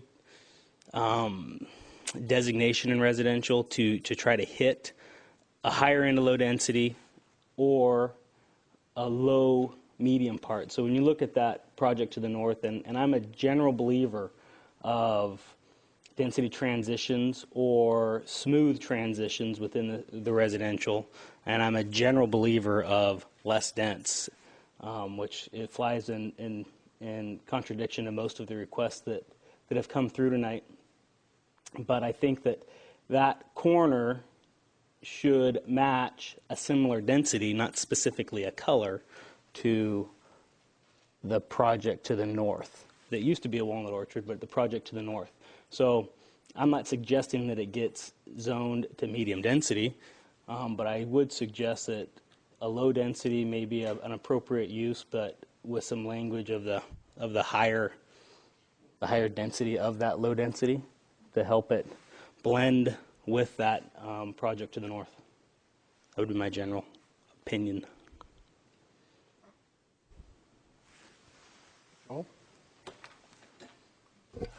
I agree with almost all of what Councilman Stolberger just said. Having stood there and been there physically at the piece of property, I don't have an issue with changing the northernmost piece all the way out to Guthrie. I think it blends well with the adjoining use there in that residential area. I don't think it's inconsistent at all. As you can see, it literally abuts the medium density right there. So I don't think that would be any challenge or show any discrepancy at all in good planning. I still feel that the part in front of the school, it would be more challenging as far as getting someone to want to live there as a residence. I think it's challenging because of the school. Unfortunately, design-wise, the school's the fly in the ointment for that whole area. That would be a beautiful residential area without it, but there it is, and it's not going anywhere. And so that's my comments. I think I agree. I think that changing that to the matching density of what's next to it makes a lot of sense. And I think that the area right in front that is commercial, that part right there, I think it's more challenging as far as a residential component. Not that it couldn't be done, but that's just my opinion. Mr. Barr? I don't have any problem with the suggested changes, just a little input from the working group. I think when they were drawing the line, how we end up with that north-south line was, I think the idea was the project to the north has a road that butts up to the southern boundary, and I think we were trying to incorporate that for a future residential development. So I just wanted to add that for clarification. I think we're a little too far east on that. I don't have any problem. I think as my comments I made last meeting during the workshop were that we preserve the area along Guthrie Lane. Now, if that means moving, I was going to suggest moving to the north-south road that faces, the school faces. But if the council wants to move all the way to Guthrie to match the development to the north, I don't have a problem with that. But as you start to move around the corner, those are commercial uses and the police department. So I guess I would prefer to keep that, at least that corner, as the vice mayor stated, in the current designation on the land use map. Gene?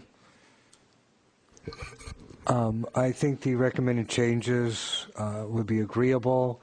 I would like to, however, see the buffer commercial right along the front of La Paloma, following that road straight up, so that it would just go straight. That piece right there would stay commercial, but the back side, the purple area, could be residential there. And I don't know, low density, Ben, that's 1 to 3 per acre. What's low density? Low density is 1.1 to 5, and medium density is 5.1 up to, I believe, 11. Okay, so we would need to change. So in order to get the 4 or 5 per acre, we could still stay with the low density. We could, and that's actually something I did want to clarify. Some of the speakers noted the mid-range. you don't have a land use designation that has a mid-range of 5, but I do want to clarify that 5 units per acre is absolutely allowed within your low-density designation. Okay. And 5.1, which is pretty darn close to 5, is allowed within your medium-density designation. So 5 units per acre is achievable on multiple residential designations on your map. I did want to clarify. And I just wanted to comment to my fellow council member, Joel Bryant, that people be fortunate to live next door to La Paloma. I didn't know he said that. I guess I'm definitely would like it somehow or another so the working group knows that 5 would be the appropriate number on low density. I didn't know that myself. So in respect to Mr. Austin's request, I think, and I'm going back and council can help me, I think he did say 5 versus 3. Am I correct? And do we know, Casey, what the adjoining properties are? Is that 5? If we're going for what is adjacent, do we know?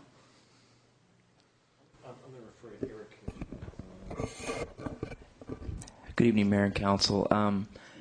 If you wouldn't mind, could you repeat the question, and then I had something to add on to Ben's comment as well. Okay, the adjacent housing area that's already developed, yeah, what density is that?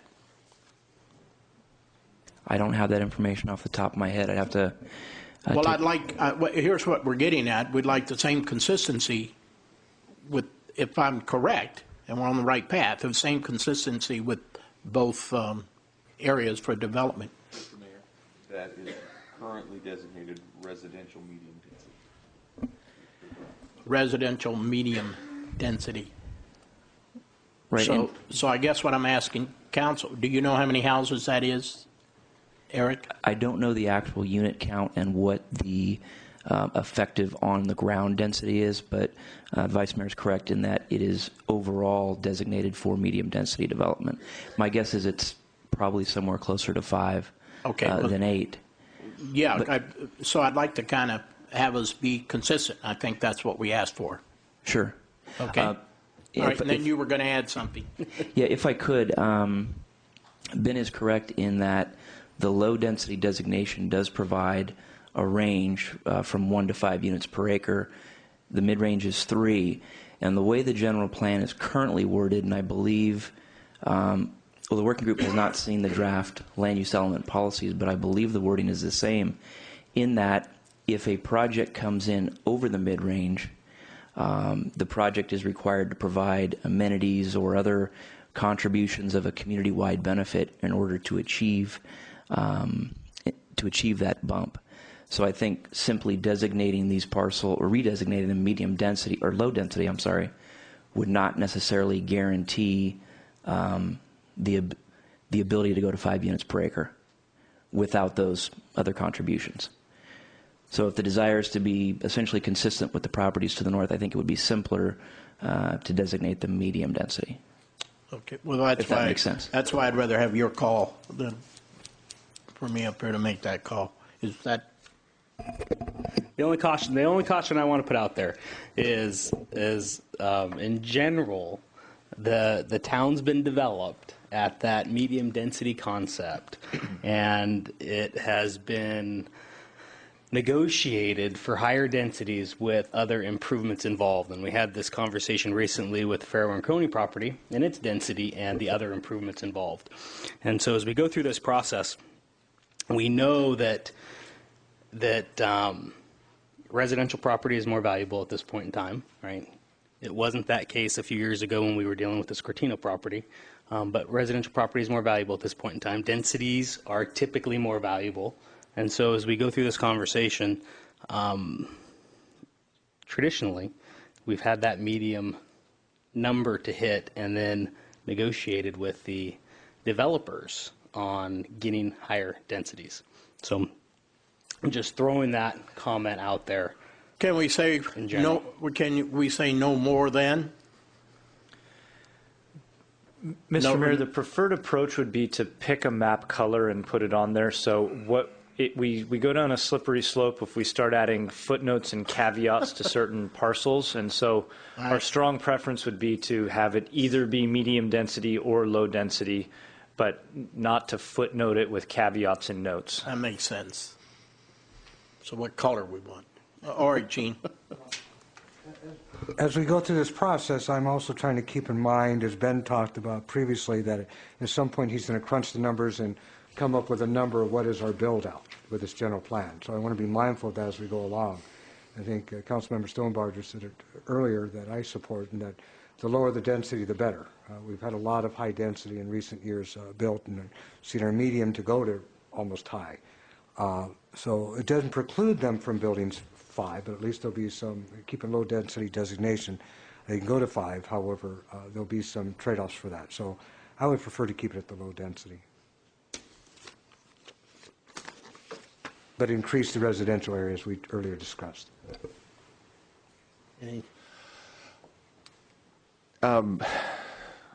Regarding some of the using the low density and then using the paying up situation, in this location, I think it'd be a little bit challenging to find a nexus for justifying that.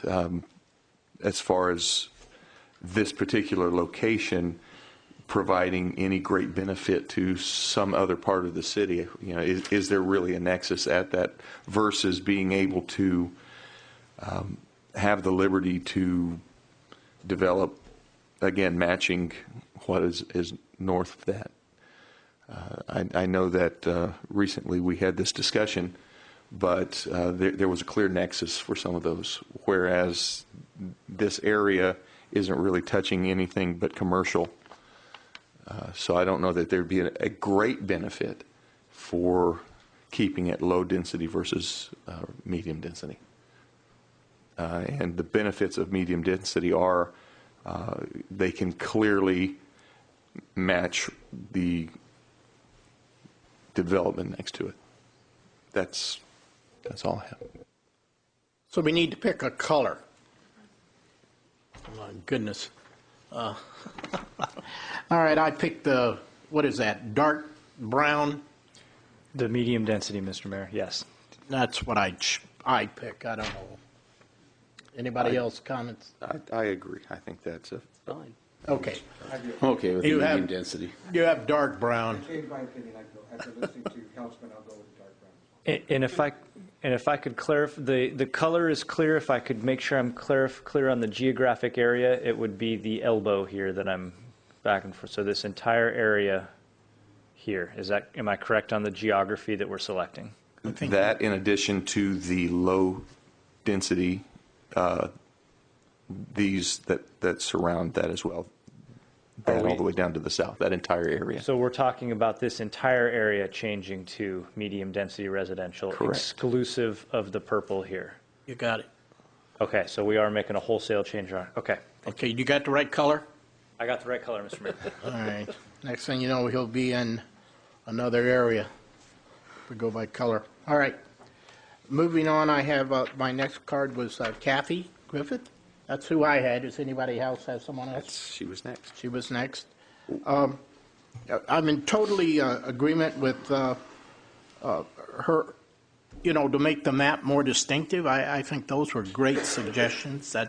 I'm starting out, and then we'll let somebody else come through. And let's see, I think can't even read my own writing. Urban limit line lines, and then agriculture lines. And if anybody else has had some notes, Ben, if you took some notes on that, I think the map needs to be shown, and then the working group actually sees the map. And I think Karen came in through with some maps also with the creek. So some more distinctive lines on the maps, and I'm probably missing something else. So if anybody else has got some more notes. I can address a few of those, Mr. Mayor. With respect to the creeks, we We've done the best we can with showing Marsh Creek. What we have available to us is a variety of map data sources which show waterways, and we've utilized multiple sources trying to get the creeks to pop. And if you'll notice, I'm zoomed out here. The creeks show up pretty well in this area up through the central part of town, and then Marsh Creek down here follows along the city limits. And we get down into the nuances of all the information I have to put on this map. So what we have here is, if I zoom in really close, you can see that the creek is definitely there. However, I'm also showing the sphere of influence and the city limits. So I'm showing a whole lot of information on a single pixel of a map. And I've gotten to a point where it's difficult to cram more information in there. And so we felt compelled to make sure that we could still see the city limits and the sphere of influence. And the creek is there when you zoom in, but I will be the first to admit, when you zoom out, it looks like the creek gets smaller and gets some less significant treatment, but it's just the nature of putting a whole lot of info on one page. Okay, if you do that, but at least can you show the urban limit line? We can certainly add the urban limit line. Does the urban limit line follow the creek? It almost certainly does in this location. Could you show that maybe as a transparent line? Which one, creek or urban limit line? We will massage and finesse it as much as we can. Fortunately, our number crunching doesn't depend on these visual changes to the map. But well, my favorite color is clear, so if that would help you. The urban limit line is on there, Mr. Mayor. It's just clear right now. Okay, there you go. Mr. Mayor, she had also suggested potentially marking the conservation easements that the city has worked with. What's the possibility of that, Ben? We would have to track those down. It's not something. It would be some effort to track them all down and to map them accurately. If the council so directs, that's a task we could undertake, but it's not information that I have readily available that I can just click and turn on. So it would be some effort and some research to track that data down and to map it.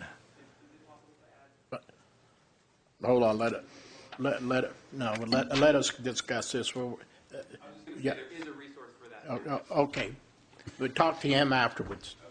But the idea is perhaps, first of all, we don't want to slow this process down. We got to keep moving. We have some more meetings, I think. What'd you say, the 19th? The 19th with the working We don't want to group. make this so difficult that you can't accomplish. So why don't you do this? Why don't you do the best you can? I will certainly do that, Mr. Mayor. I might Okay. suggest that we include a separate figure in the general plan showing conservation easements rather than necessarily putting those on the primary land use map. Okay, that sounds good. Okay. Okay, we're going to move. Next. Did I skip anything? Good. All right. My next was Mr. Sestero. Sestero. Very good. And this was this was Discovery Bay. Am I correct? Bridal Gate. Bridal Gate. Okay. I can't read my writing. Made the notes and then can't remember.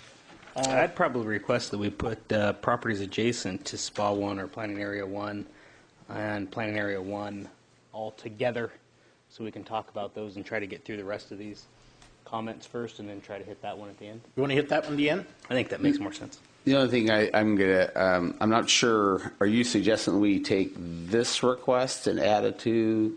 Talk about it when we talk about SPA 1 or talk about it right before we talk about it SPA 1. Because I think some of the zoning request changes that they have and the process they're going through could have some impact on the discussion that we have with that area. Okay. Don't include it in there, but talk about it when we talk about it. All right, so that I got you. So we just put that on the back burner. My next one was David Greenfielder. And I don't know why I'm holding that. Gracie Lane. Oh, Rubino. or the Gracie in regards to ranchettes, correct? Mm-hmm. All right, that's where I'm at. Anybody? Sure, I'll jump in. Ranchette Estate, 2 parcels. To the north, you have a church. To the west, you have a school. To the south, you have Ranchette Estate. To the east, you have very low density. And, my thought process is that I'm okay with Ranchette Estate. I don't think it makes a tremendous amount of sense. We have a couple Ranchette Estate areas within the community, and typically they're not significantly large, and I don't think the whole Lone Oak corridor that's already a little bit smaller, Ranchette Estate and subdivided, is going to change much. So, I'd be comfortable with very low residential, but I wouldn't argue real strong one way or the other. I would be very comfortable with very low residential myself in regards to that.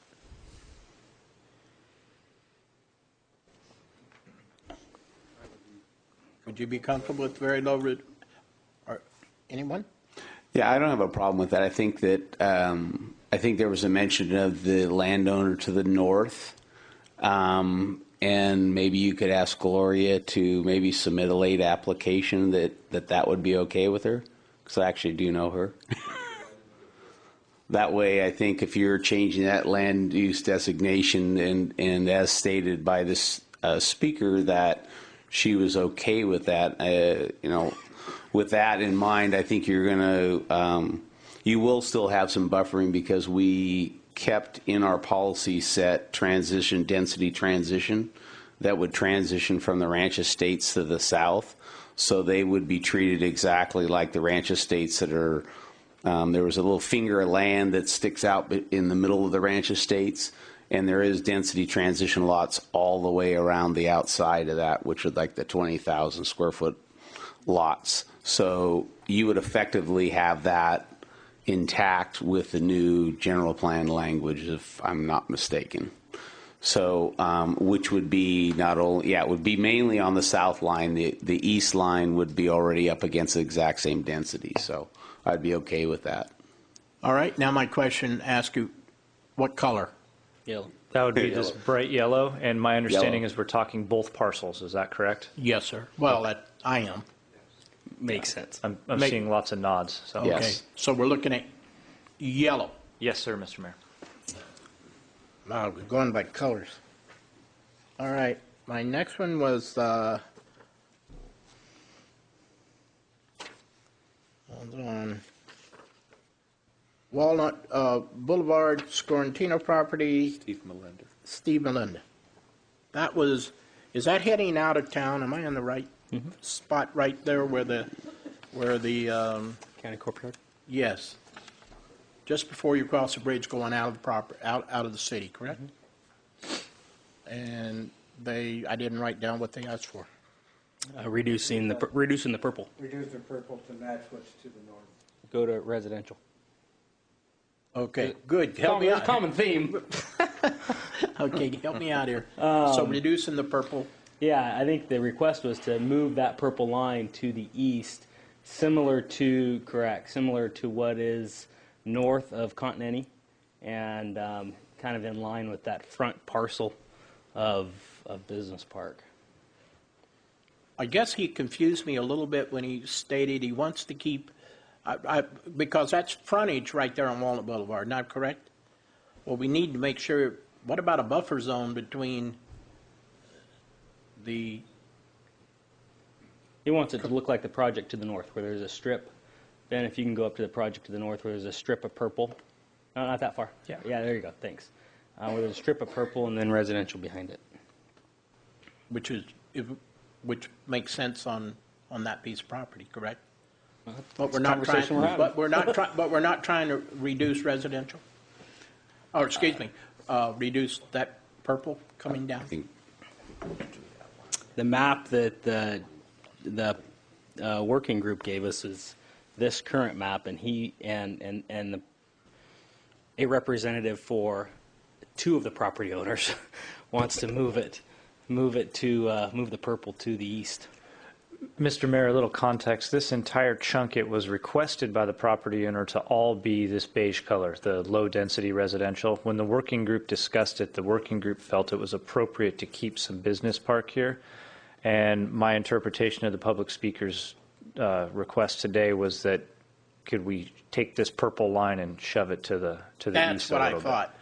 So we wanted to make it perhaps line it up with this, line up with what is to right the north. next, perhaps taking this line here and running that on down south and shaving that purple a bit thinner. So that's what, I'd be okay with it. you'd be okay with that? So would I. You be okay with that? Yeah, I think on that. Yeah. Do we know how much, Eric, how much that is, how much property that is? I'd have to crunch that on. Okay, you'd have to, because we're going to have to crunch that. Okay, so what color are we going to go? We're going to go that beige color, just like the stuff to the left. All right. Okay, color of the rainbow. All right, I'd like to, Ron Enos, in the sense, I had him down, it's mixed bag I put down, so I'm not quite sure where I was. Because he talked about the Stone Barger piece, and then he moved up. He went all over the map. Leave him on spot one. So let's see, do we want to start him, or do we want to go to? I'll just skip him. Yeah, let's skip him. Let's skip him and No, come back I'm to just him. joking. Okay.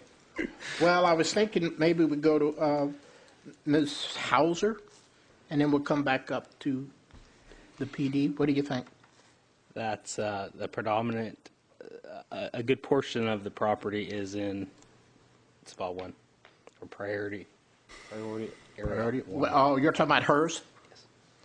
Well, maybe we should just move right into that area. Okay, well then let's go into the area. So I You know, got, that leaves one of Karen's requests of the Empire Triangle. you want to Okay. go there? Whatever you want. Yeah, let's go to Empire Triangle, and then because we're going to come back and spend some time up there with Mr. Enos. All right, I got here, notify property owners, Business Triangle, she wants something to do with, Mr. Mayor, I believe the concern was that we had a property owner request to take this portion of the triangle and add a 5-acre general commercial to the lower left corner. So the working group discussed it and felt that was appropriate. So the property owner submitted a request and spoke to the working group, and that's what's reflected on this map. And then the speaker today, who's not the property owner, is not satisfied with this location of general commercial in the bottom left corner, and has requested that this either all be medium-density residential or that this general commercial be changed to business park. And that was my understanding of the speaker's request.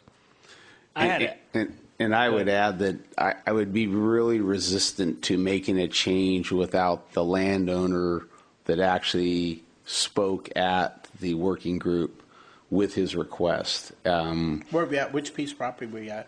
The one right there that the indicator's on. Oh, okay. You know, the working group went through that request, and I understand Karen's objection to that, and looking at the map and looking at the colors, that may appear that way, but there were some changes in there that made a lot of sense to the working group.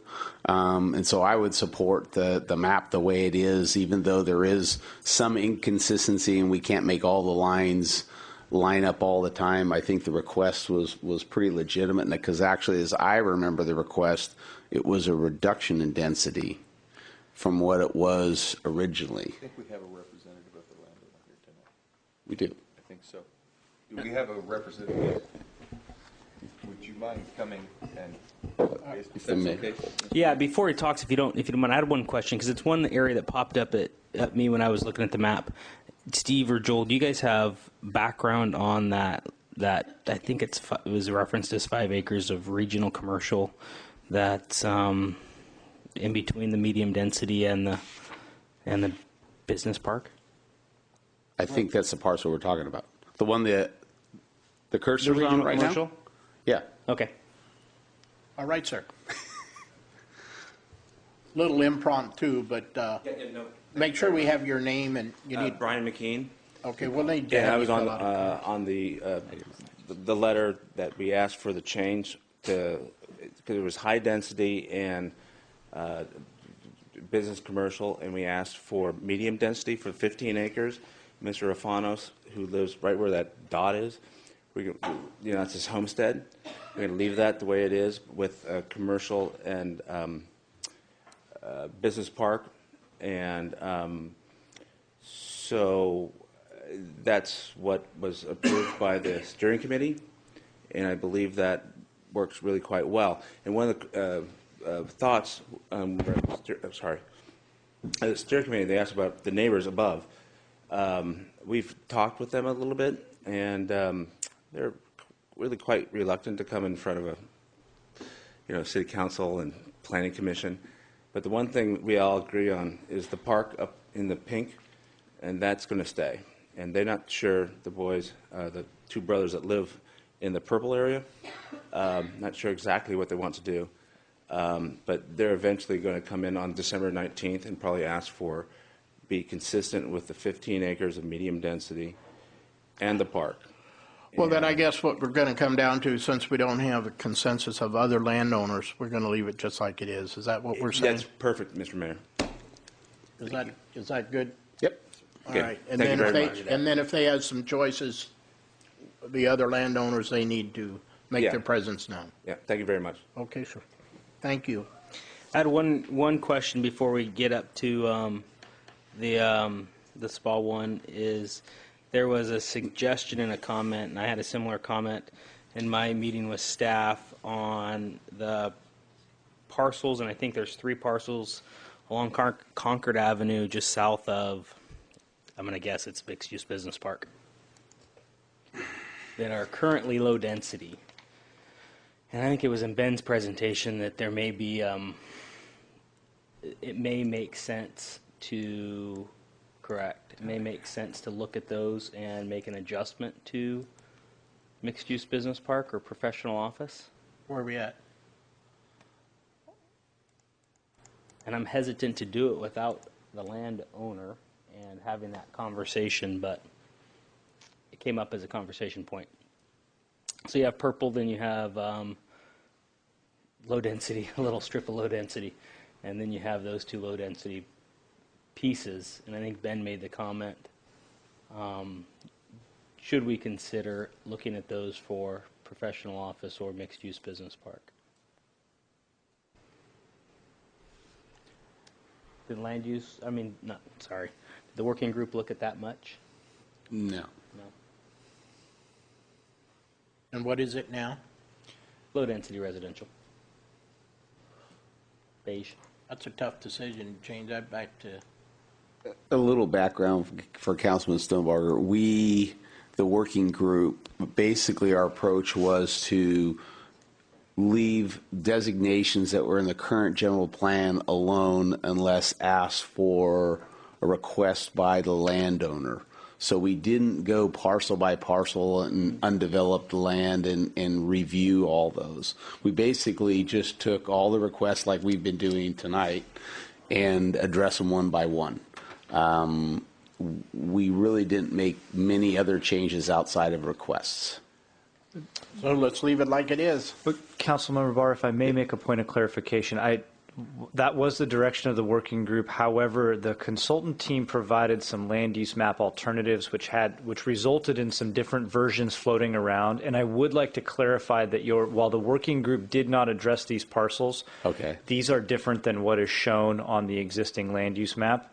And this sliver down here is shown as, I believe it's professional office on your existing map. And so your explanation of the working group's direction was completely accurate. However, the sneaky consultant team did make some changes here and there as we went through. And this one, I want to make sure we clarify that this does not match your existing map. Okay. I would suggest that we change it to what is, or let it remain what its existing general plan designates that land use.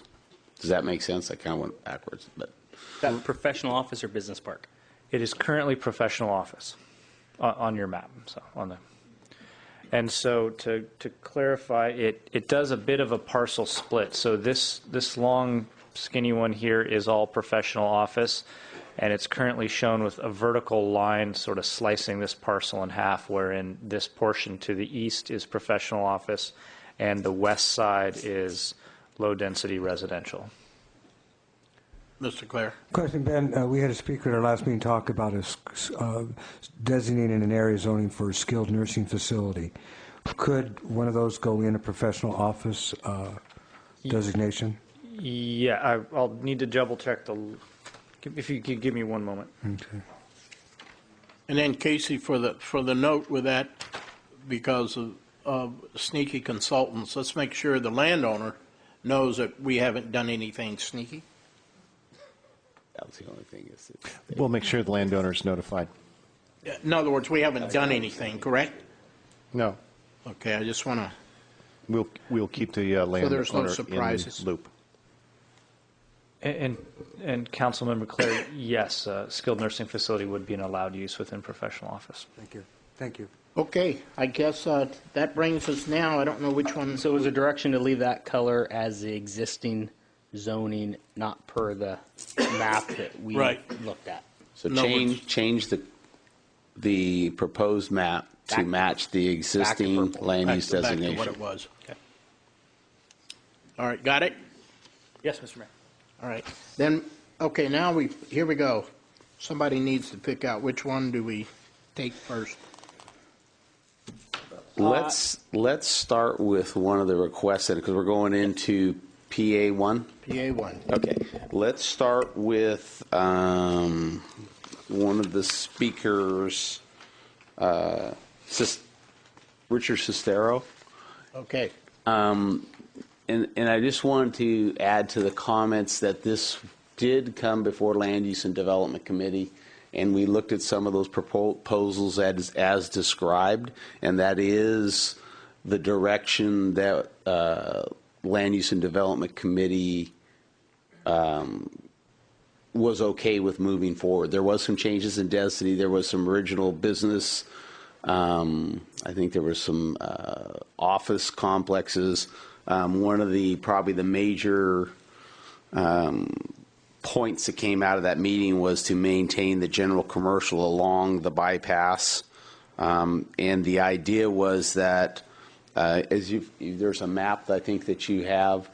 There's a map that shows on the north side of Sand Creek, I think it's designated by the letter A as a mixed-use business park or residential medium density.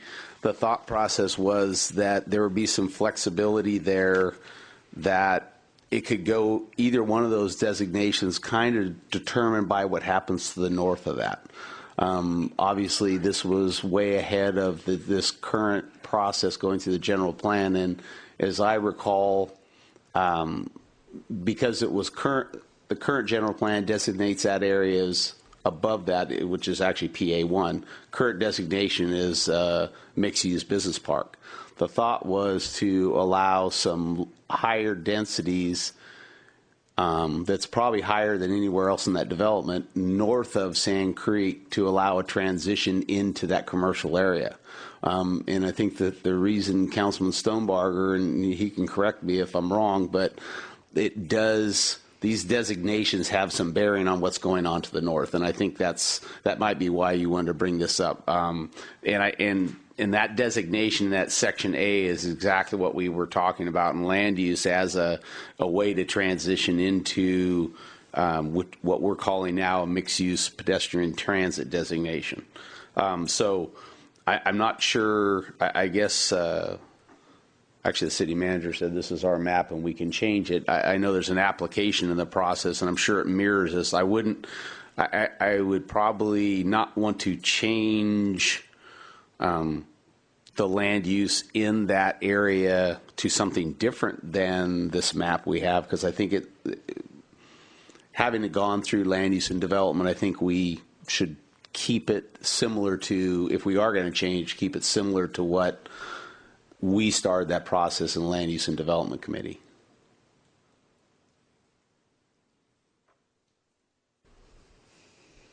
Yes, the question I ask, and this probably yours, Casey, he didn't really, if my memory serves him right, didn't really ask for a lot of modifications or changes, but wanted just a few. Talking about Discovery Builders? Mm-hmm. I think that the changes are significant. I believe, in a nutshell, they're asking for additional residential of approximately 100 additional units above the current entitlements. That is significant. Yeah. In staff's opinion, that would be a significant Just colors. Now we got to make sure we got the right colors. Casey, correct me if I'm wrong, then, so that if the applicant comes back with which an application is in process, would that application and process be coming back to council for a change in the? Yes, they are applying for a general plan amendment and a rezoning and an environmental review, go through the planning commission, and a new subdivision map. The subdivision map would go to the planning commission for action, and the rezoning and general plan would go to the city council for final determination. I'm looking over to our planning managers to confirm that, because he's in charge of that. Yes, that's correct. And just to add on to that, Mr. Sestero indicated tonight that that application is already in process. The environmental review is being wrapped up. So that application could be before both Planning Commission and City Council springtime of next year, just as an estimate. Then I would suggest not making changes. When this went through the working group, we treated it as entitled land, and so we basically never looked at it either. So I would say that we let that process take its course and not make the changes. I don't know if there was suggested changes, but I would recommend that we just let that project take its course and let it go through the process. Yep. And not make those changes here. Got it. I agree with that. That's fair. All right. Everybody else kind of agree? Okay. All right, we took care of that one. Now we go to, which one do we want to go? Let's see here. Miranda Majori Hauser? Do we want to go there? SPA 1. It's not SPA 1. Oh my. Area 1. Oh my God. PD 1. I wish you'd have been here that night. All right. It's a gray area Okay, on the map. let's. The orange area on the map. All right, what color is she? It's 4 parcels, and there they are. Yeah, good memory. It's water. All right, let's see what we're doing here. Comments? Mr. Mayor, could we have Ben reiterate what exactly the MUPT consists of? What designations? Certainly. The mixed-use pedestrian transit designation is what we were affectionately referring to as the kitchen sink at last week's meeting. So it allows for residential development at the medium, high, and very high densities.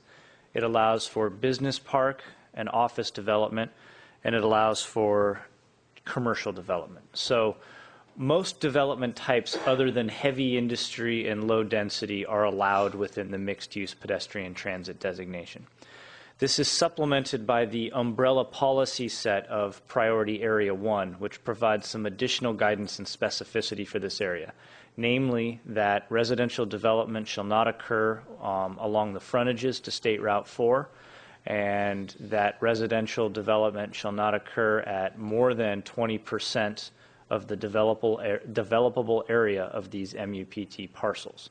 So, to step back a little bit, the requests, as I understood them from the speaker, Melrina, would be accommodated by this land use designation. So the residential densities that she discussed are allowed within the MUPT designation, and commercial uses adjacent to State Route 4 are allowed within the MUPT designation. And as the council discussed last week, our intent was to craft this mixed-use pedestrian transit to provide flexibility as well as certainty so that development applications could come forward immediately following adoption of the general plan, and those landowners would have enough certainty to do their pro formas and start to invest the time and money to put an application package together. I have a question. Yeah, go. I have a hypothetical question. So that parcel that you have the cursor on, could that parcel develop as a medium density parcel within the mixed use pedestrian transit designation? Yes. We would need to do some acreage calculations to determine if all of it could. The only limitation to this entire parcel would be the 20% cap. And so we would just need to crunch the numbers on the total acreage and the acreage of this one and see if it's 18%, 20%. And what it could do is it could gobble up a large majority of the 20% acreage cap of the mixed-use pedestrian transit. And if it developed at the medium density rather than the higher densities, you would end up with a cap on your units up in this area if you let large-scale residential-only parcels move forward at the initial stages. Does that make sense? Mm-hmm. So the owner of that large parcel also is the owner of those 3 narrow north-south parcels. If they were to combine the 2 small parcels on the east side of Highway 4 with the large parcel and developed them all together, then that would change the line of the density. In other words, say a commercial was placed on the 2 thin strips adjacent to Highway 4, then that would give some relief to the 20% cap on the acreage. The way it's written up now is all of the orange parcels combined, 20% of the land area can be developed with residential uses. That's the language we're currently playing with. If these were changed to a different designation, if we changed them to a maroon color and designated them regional commercial, we would have a smaller land area of mixed-use pedestrian transit, and we would actually be shrinking down the developable residential area of the remainder. Oh, I was actually maybe I misstated my hypothetical, but what I was saying is if all that whole strip of land east, that whole strip was combined as one and developed as one, then the 20% that would apply to just that parcel or just the whole area within the planning area? As it's being contemplated now, the 20% applies to the whole planning area. The logic behind that is so that you get an appropriate mix of residential or a percentage of residential across the whole planning area rather than coming in for, say, a 10-acre strip and saying 2 acres can be residential and the other 8 acres can be business park, where you don't necessarily have the acreage for viable development projects, and instead looking at 250 acres holistically, saying 20% of that 250 acres can be allocated for residential development, while the remaining 80% would be allocated for non-residential development. Because as I look at that map, it makes a lot of sense that where your cursor is be consistent with the project to the north. And I agree with that, and I guess I'm trying to figure out if we can get there with mixed-use pedestrian transit. Not at 20%. We'd have to play with it. What about? Okay. And the only caution that I want to bring up is, do we have a good understanding of what? Let's assume that BART's going to make it here, right? We've been assuming that for the last 40 years, but let's just assume it again. What does a pedestrian transit village look like? It looks like residential densities in the 20 to 30 range, preferably above 25. These down here are probably in the 5 to 8 unit range, so that it is significantly more dense than your medium density residential development that you have in the area. So you would see a transit development would be much more high density. It would have offices and jobs. It would have neighborhood shops and a walkable feel and pedestrian orientation to it. It would have some regional commercial, but it would be the types of stores that people visit by train, so less Home Depot and Costco and more of your smaller scale high-end retail. You don't really take plywood back on the train from a Home Depot trip. So it would be a true mix of uses at a truly higher density of development. And so that's one of the challenges that I'm trying to grasp is do we plan for the area to be BART? I think we need to be careful on how we do it and not shut that door that it could be BART. At the same time, this area is one of the the last few opportunities that we have, depending on what happens to the regional commercial to the south of it, of getting strong commercial component to it. We've all gone through the experience of the Lone Tree Corridor and what could have been and what it ended up and what we have, and we've gone through that process with the Scorantino Ranch and whether there should be commercial and how hard you fight for commercial there. And this area is that last piece of opportunity within our city limits to create and plan and position for some type of commercial. So I think when I look at this area, I have that concept in my mind, whether it's a club store or a big box retail store or whatever it happens to be, or a department store. And then at the same time, what does that transit village concept look like, and can you marry the two? What does that look like? So that's what I try to look at that 250 acres, because I agree with Steve. That property makes sense as a similar density to what is to the north of it.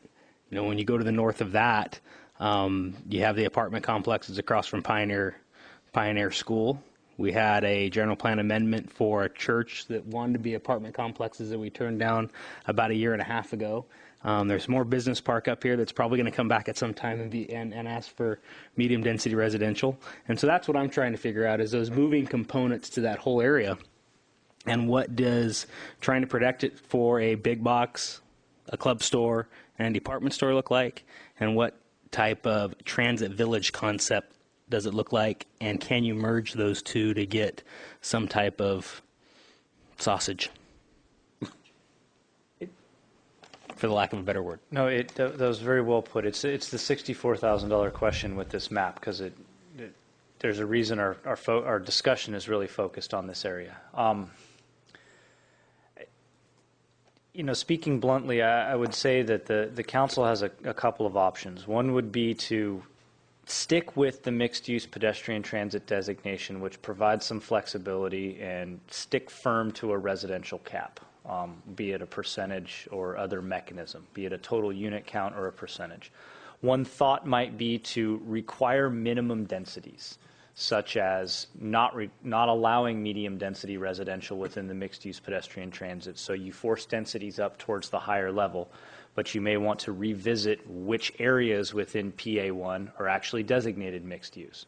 So if you feel that this area down here in the corner that we've been talking about is most appropriate for medium density, and you're concerned with having it count against a percentage allocation for the remainder of the parcels, one concept would be to redesignate this as medium density and just call it out as it is and say we might not see office or commercial development down here. The working group shied away from that because the working group was hesitant to wade into the parcel-specific level, saying this one's general commercial, that one's business park, this one's office, that one's medium-density residential. So the mixed-use pedestrian transit designation was intended to be a flexible catch-all that would allow future projects to kind of get sorted out. One concern I've been having as we flesh out the really nuanced details of this language is what happens when the first one or two development applications through the door are for medium density residential, and the very first two projects gobble up the entire percentage of residential allocation, and they aren't at the transit densities that you're looking for, and suddenly you've ended up not where you intended to be with this area because the property owners and the market conditions are pushing for that medium density at larger size projects. So that's the part I'm grappling with now, trying to deliver the city with a policy and a map that meets your vision and still have this flexibility. Let me ask you this. In the 4 parcels, yeah, those 4. Now, is the bypass dissecting 2 of them? Yes, it's coming right through here. So coming right. So I believe there's. So really, you only have 3 parcels. I mean, how would you? I know we're saying 4, but if the bypass is already there, it sure isn't much of a parcel. Am I correct?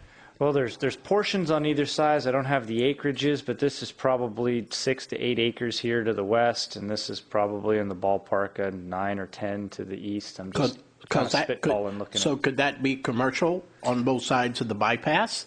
It absolutely could be, and the current language we're working with would require it to be either commercial or office uses, saying that residential would be prohibited in this close to the bypass. Because isn't that the direction we were going? So it is. Given that, then you could actually have medium density on that parcel and the one beside it, correct? You could, and then this one would be open to interpretation because you'll recall at the last meeting we discussed whether we use specific distances like 500 feet or 1,000 feet to identify or define proximity. And we agreed that some vagueness might be best in terms of stating that parcels that are adjacent or in close proximity to State Route 4 shall be jobs generating uses, which allows the council. So this parcel here would be a prime example. It's not immediately fronting, but it is adjacent and in proximity to State Route 4. And the council would have some leeway on interpreting whether or not it's adjacent enough to be jobs generating only versus residential. And how bad does that penalize that landowner? I mean, I'd hate to have a piece of land that is called in a cloud gray area. Well, how do they plan on building on that? Flexible, I think, is the word. Oh, not flexible. gray. I would certainly characterize it Gray, as flexible, Mr. Mayor, because there's a whole host of uses that would absolutely be encouraged and allowed. Office, parks, All right. commercial. I just want to make so- sure I'm protecting that landowner. There's nothing on the map that makes anything undevelopable. The only thing that would make a parcel undevelopable would be other constraints outside of the map, be it a power pole or a sinkhole. So why couldn't we do that? Designated all mixed-use pedestrian transit. That's the path we're walking right now. You can. And that's the direction we got from the last meeting. So that's what we're Wow. showing it. Well, that's perfect. Hopefully. So what color would it be? Same color, that orangey color. Okay. All right, Mr. Clare, you're having a heart attack over there. Yeah, just two points I wanted to make was one is being mindful of, and hopefully it does become a transit village someday, and be mindful of that and that requirement of housing in that transit area.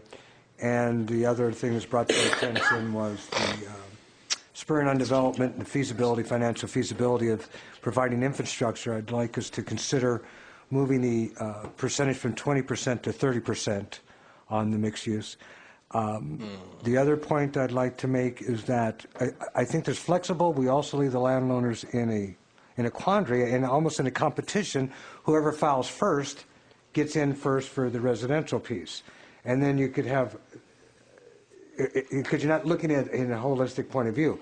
I suggested the last meeting I'd like us to reconsider if we're going to say, and what I'm proposing, 70% business, you have the acreage, do 35% of the property on each side of the bypass, draw the line, that's your business. Anything to the east or west of that is residential. And that makes it pretty clear for the landowners and everybody concerned. If I may on that, if we went that route, carving up the percentages and drawing out saying, you know, if we put a swath on either side of State Route 4 and said within this swath is commercial and business park and outside of it is residential, that's absolutely something we could do. If we went that route, I would actually recommend ditching the mixed-use pedestrian transit designation and simply identifying these are commercial and these are residential. Because if we went to that level of specificity of identifying these are where these different uses will go, be it commercial or residential, we might as well use those map colors rather than this flexible zoning with the mixed-use pedestrian transit. So it's a viable option, but I think it would lead us away from this mixed-use designation. Thank you. Joe. First of all, I absolutely and completely agree with Councilman Stoneberger's comments earlier. This is exactly what I feel, the points he made. There are a couple things I do want to bring out. We use the term sustainability a lot, and like a lot of buzzwords, sometimes we get accustomed to throwing them out, and the the definition can be somewhat ambiguous. I feel that sustainability means that we are working to accomplish a system that maintains services at the current or better levels that the city provides, a lifestyle that we have come to expect, and for most of us is the reason we moved to this area. All of these things cost significant amount of money, and as time goes on and costs go on, they're going to increase.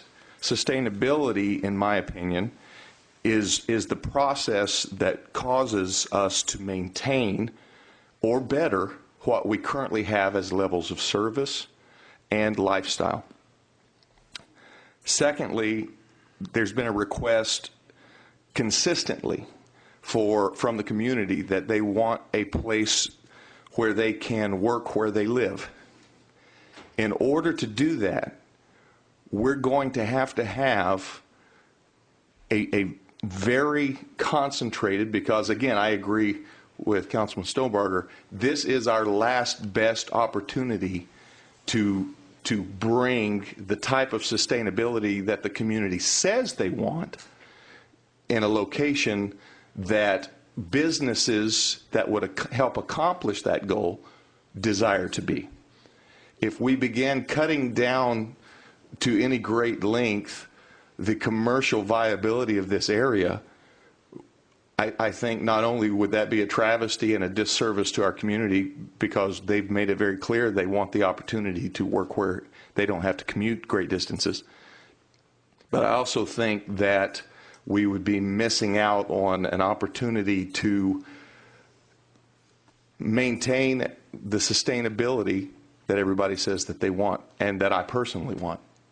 So I think that if we began to cut down on these percentages, maybe 20% isn't the number, but I'm certain, having dealt with this over the last year, that 30% is not the number for maintaining. It's going to take more than 70% of this area to be commercially viable to remain sustainable. And at the same time, I have an emotional and mental tightrope that I'm walking. The statement was made earlier today. I couldn't agree with it more. Transit village is great. Transient village is not. And if we're not careful, we potentially could put such a concentration of incompatibilities there as far as residences that it goes from a transit village to a transient village, and is designed to attract and maintain a lifestyle of individuals that it has a negative impact on the rest of the community. And that's something that I don't want either. So this is, again, in my opinion, one of the ultimate areas of concern for the next 20 years. And it's our best opportunity to grow into what we want to be for the next 20 years. I have a real problem with getting rid of this, the great work that we have done as a group, as the General Plan Update Committee. The reason that we selected the applicants that we did was because they quite literally represent a cross culture of the entire community. And as a group, everyone has agreed, first of all, that this area is absolutely vital for the growth of the city. In addition, they agreed that provides the most flexibility and the most hope. So I don't want to make them feel that we're just going to throw out all that work either, because there was a lot of time, thought, and effort and consideration into this. That's all I have for now. I guess pretty much my final comments, because we're going to have to move, got to make some decisions here, is that I'd like to see it on the path that we've started, the transit village in that area, and you said that was the path we were on. Am I correct? Yes, Mr. Mayor. I'd like to stay with that path and keep that color. Can I throw a question out for the council to kick around? We use the terms medium density and we use the terms transit village. As we were discussing before, the medium density land use designation for residential allows 5 to 11 units per acre, which is significantly less dense than what we would expect to see in a transit village. So what I'm hearing is that when we talk about the total acreage of this priority area 1, we don't want to designate too much actual land to residential, but we're not necessarily scared of a larger number of residential units if they aren't gobbling up viable commercial and office land. Would it be, and I'd also like to point out that some of the parcel change applications were requesting medium density residential development, which would be consistent with this chunk right in here, which is probably in that 5 to 8 units per acre. So these are probably a lot of detached single-family homes on very small lots. So postage stamp lots, but they aren't what we consider multifamily housing or high-density housing. Do we want to place minimum density requirements on the mixed-use pedestrian transit? Meaning, instead of saying what the maximum density you can build at, be that 30 units per acre, do we set a minimum saying you can't build less dense than 15 or 20 units per acre so that we aren't allowing medium density residential as you've seen it elsewhere in the city, but you're truly getting high density residential development within that 20% of land allocated for residential development? I went on with a bit of a ramble, but does the question make sense? Are we interested in a minimum density standard for this area? In addition to that, I recall that last time we met, we discussed having incentives as well as flexibility on the types of buildings in that 20%. I believe more specifically, Vice Mayor, was that if we would incentivize a truly mixed-use structure, so that ground floor office retail with residential on top of it, and those residential above retail wouldn't count towards that 20% quota. And so the incentive was, if you come in with a office or commercial project, we will allow you to build residential on top of it without gobbling up a chunk of that 20% land quota allocated for residential. So that would incentivize people to build a truly mixed-use individual development project. I'd like to see that as well. Okay, so the incentivized language for truly vertical mixed-use projects. I think I'd like to see that. In case, I'd like to ask you, in Pleasant Hill, when you redid Pleasant Hill, didn't you do something of that nature? Did you put? Why am I thinking you did? Maybe you didn't. Referring to downtown Pleasant Hill, right? Mm-hmm. I don't remember it's been so long. I don't remember the exact density requirements, but downtown Pleasant Hill. The densities are considerably lower than we're near a transit village. There was some planned small lot residential, 2 and 3 stories, very, very small postage stamp sizes Ben described, but okay, but not transit-oriented densities. You're talking 4, 5, 6 stories at times. Okay. Well, I think your suggestion is good. We need to move. What do you, Mr. Barr? You guys have been on the. Well, I want to kind of explore a little further into your suggestion, or you actually posed a question about putting some minimum densities.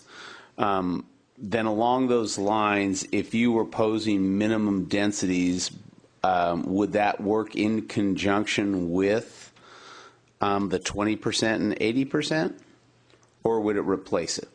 In conjunction with is what I would envision. Okay. So if you had minimum density requirements, that basically then would free up I see how that would work. Then by capping that, by putting that cap, or it's actually not a cap, it would be a minimum density, it's a floor, yeah. It would force the preservation of more acreage for commercial. Exactly.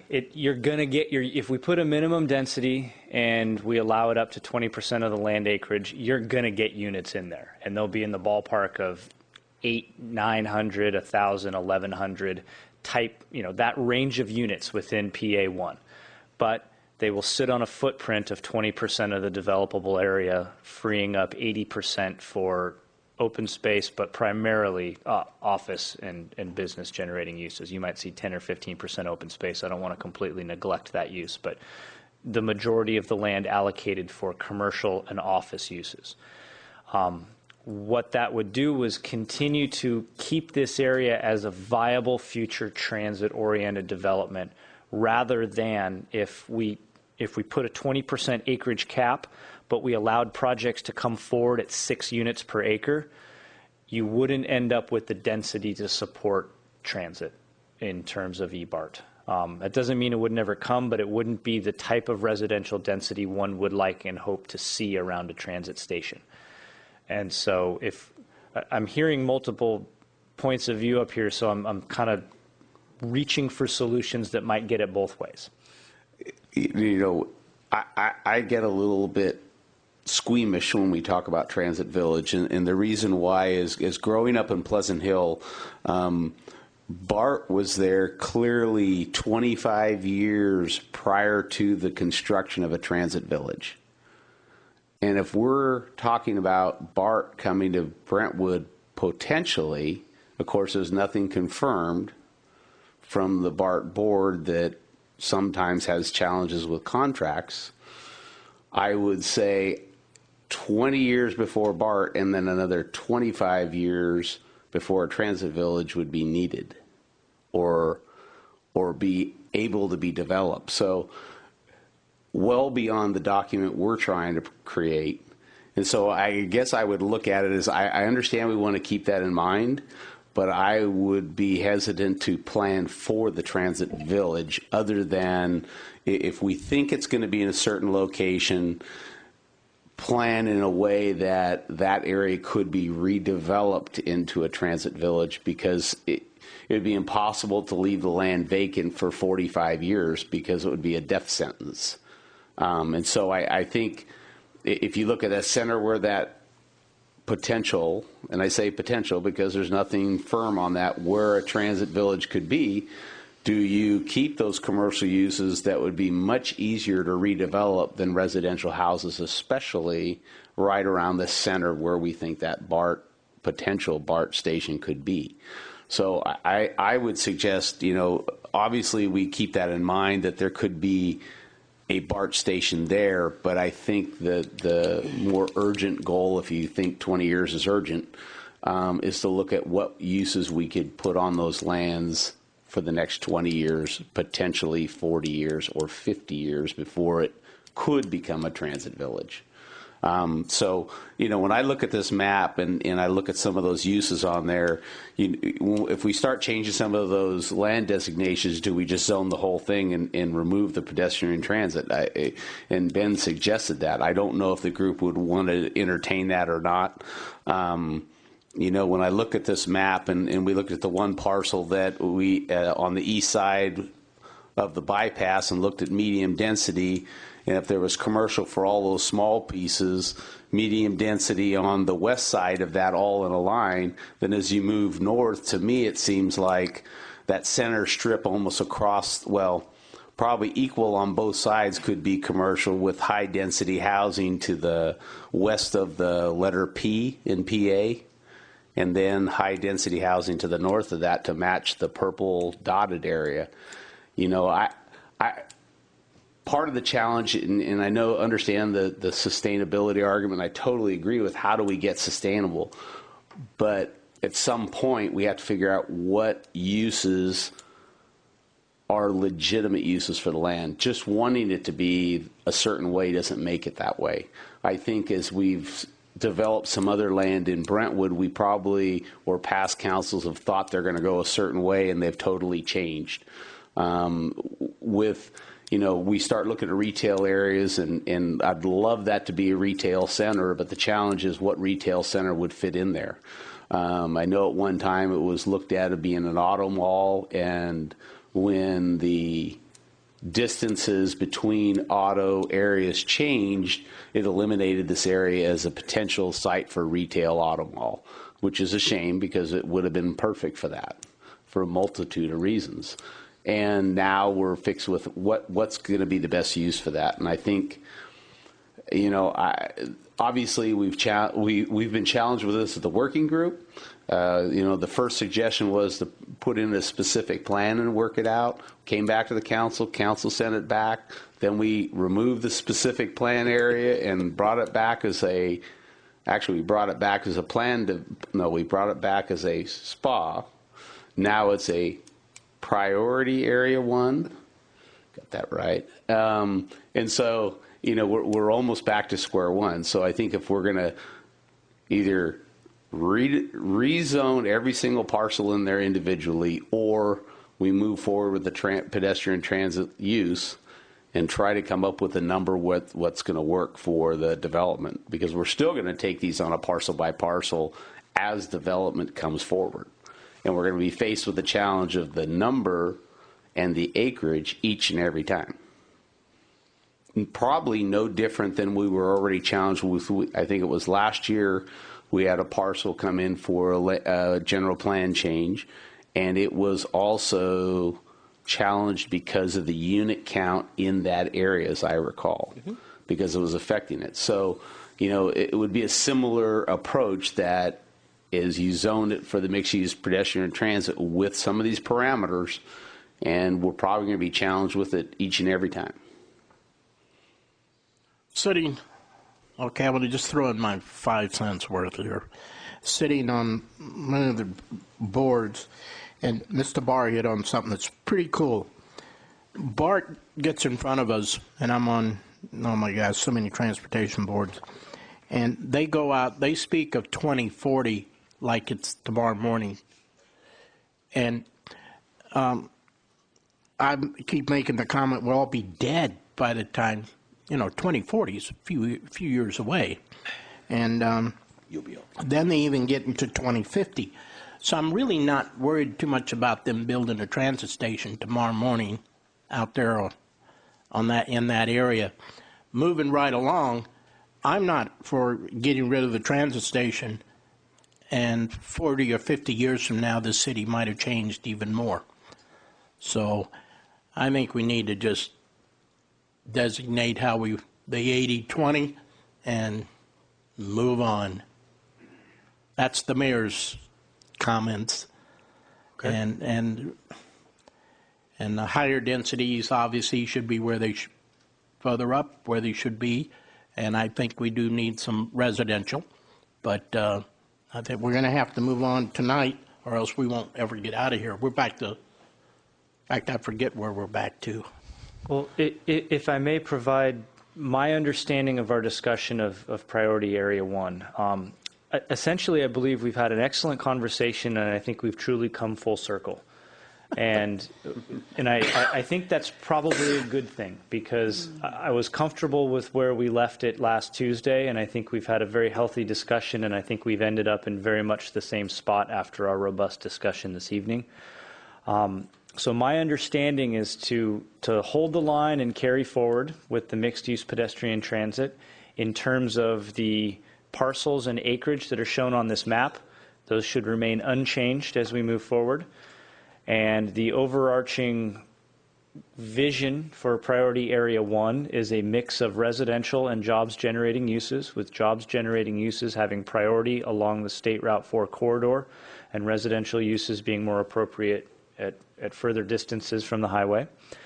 And I'm also getting direction, and please correct me if I'm wrong on this, that we will stick with the 20% acreage cap for residential uses within the mixed-use pedestrian transit acreage. Is that something I should move forward with as an assumption?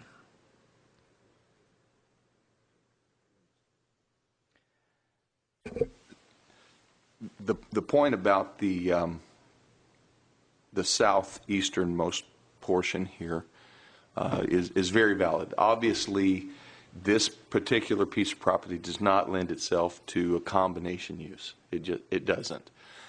But what it does, again, does potentially consume maybe all of that 20%.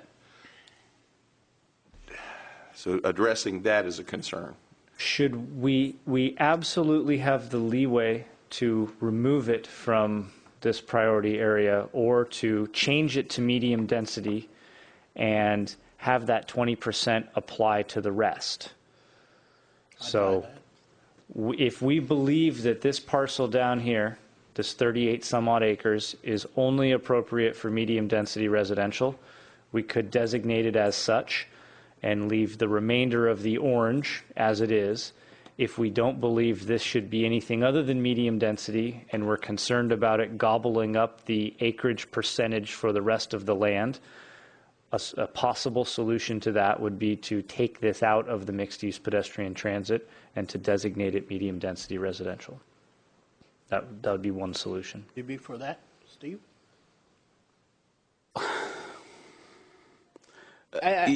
This kind of goes back to one of my arguments I was making. If we're going to do that, and I'm not opposed to doing that, for a couple reasons, I would not want to see high-density housing in that area. And if we're encouraging that, that's where it's going to end up.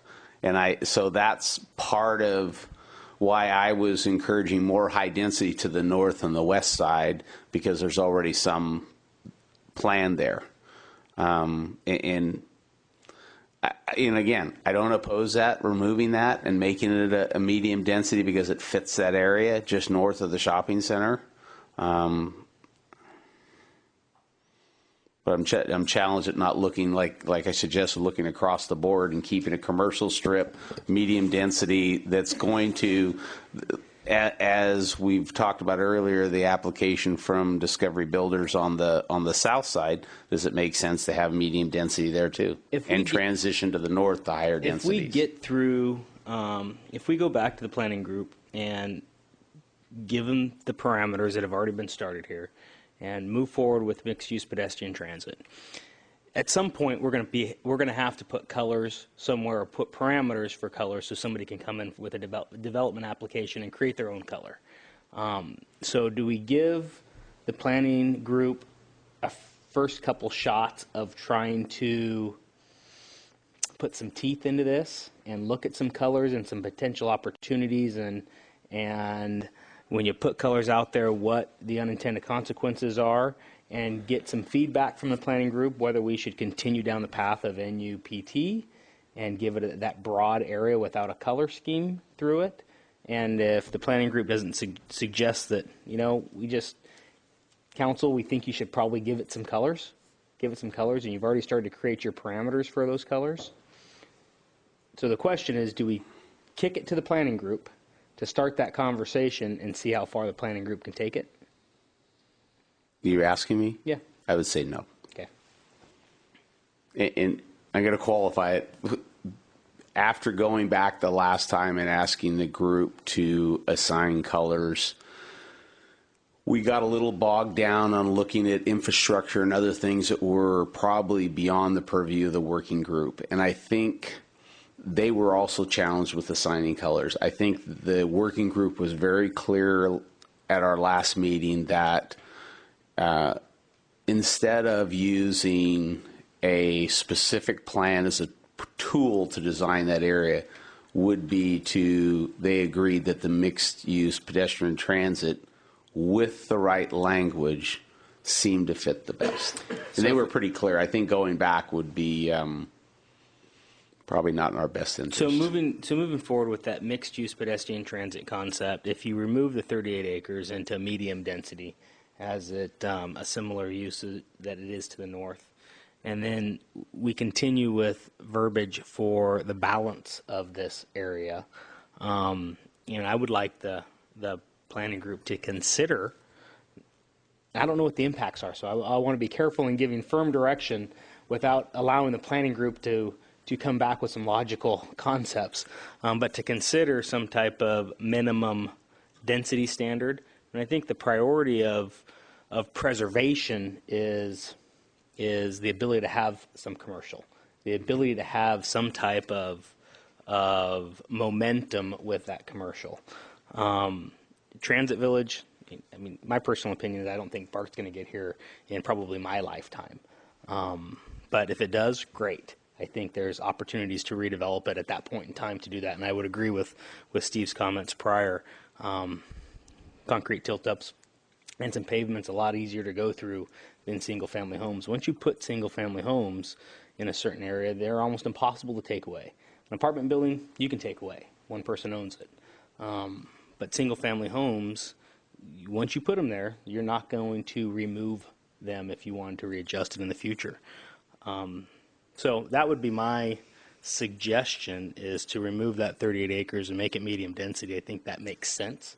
It doesn't make sense to be apartments there, in my opinion. I don't believe it makes sense to be regional commercial or any other designation besides some residential.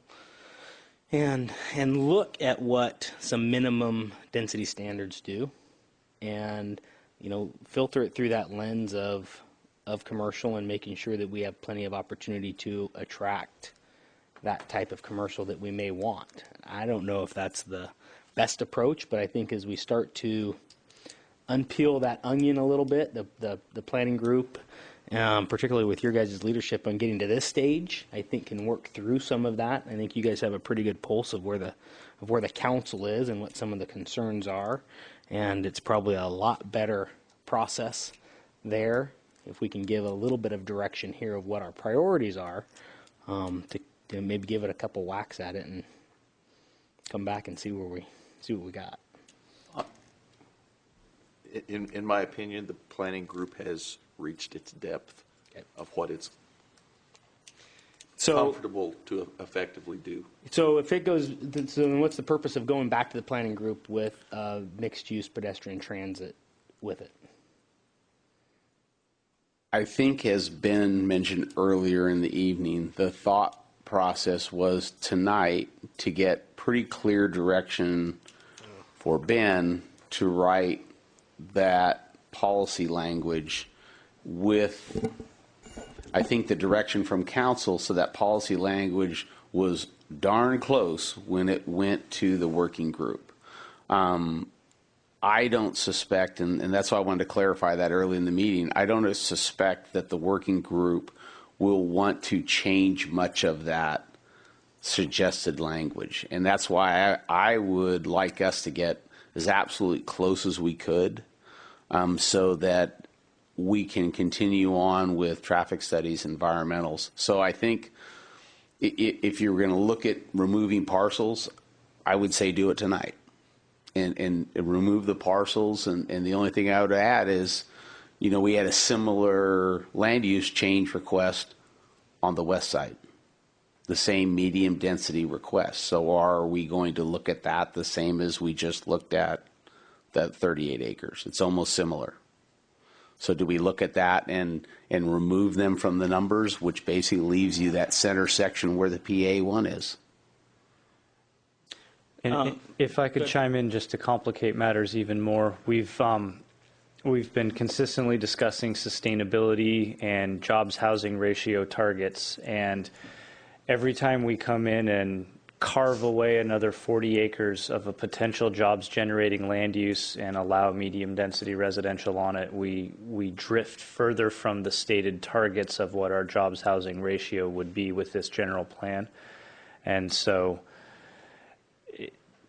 this is where the rubber meets the road on the tough decisions, and it's comfortable to look at the map and say, well, it's medium density above it, and it kind of feels like it ought to be medium density below it, and the colors would match on the map. But we might find ourselves drifting from our jobs numbers and our priorities for priority area 1 because I think Councilmember Barr makes a good point. If we go with 38 acres to the east and just switch it to medium density residential, do we not treat the 38 acres to the west the same way? And then why not just designate the other parcels that are along the center and give them some business park and then be done with it? And we haven't necessarily stayed true to the mixed use pedestrian transit designation if we start to carve some out. So I tossed that hand grenade in to see which direction we juggled with it, but throw in my opinion here. I think the creek on the current hand designation there I think it creates some substantial challenges to do anything other than the residential densities there, medium densities. On the other hand, the same size piece of property on the west side doesn't have that challenges. Neither does it have to compete with a current neighborhood there. So I don't think it's apples and apples. Okay. Would it be safe to say that I'm getting council direction to remove this portion from the mixed-use pedestrian transit and designate it medium-density residential?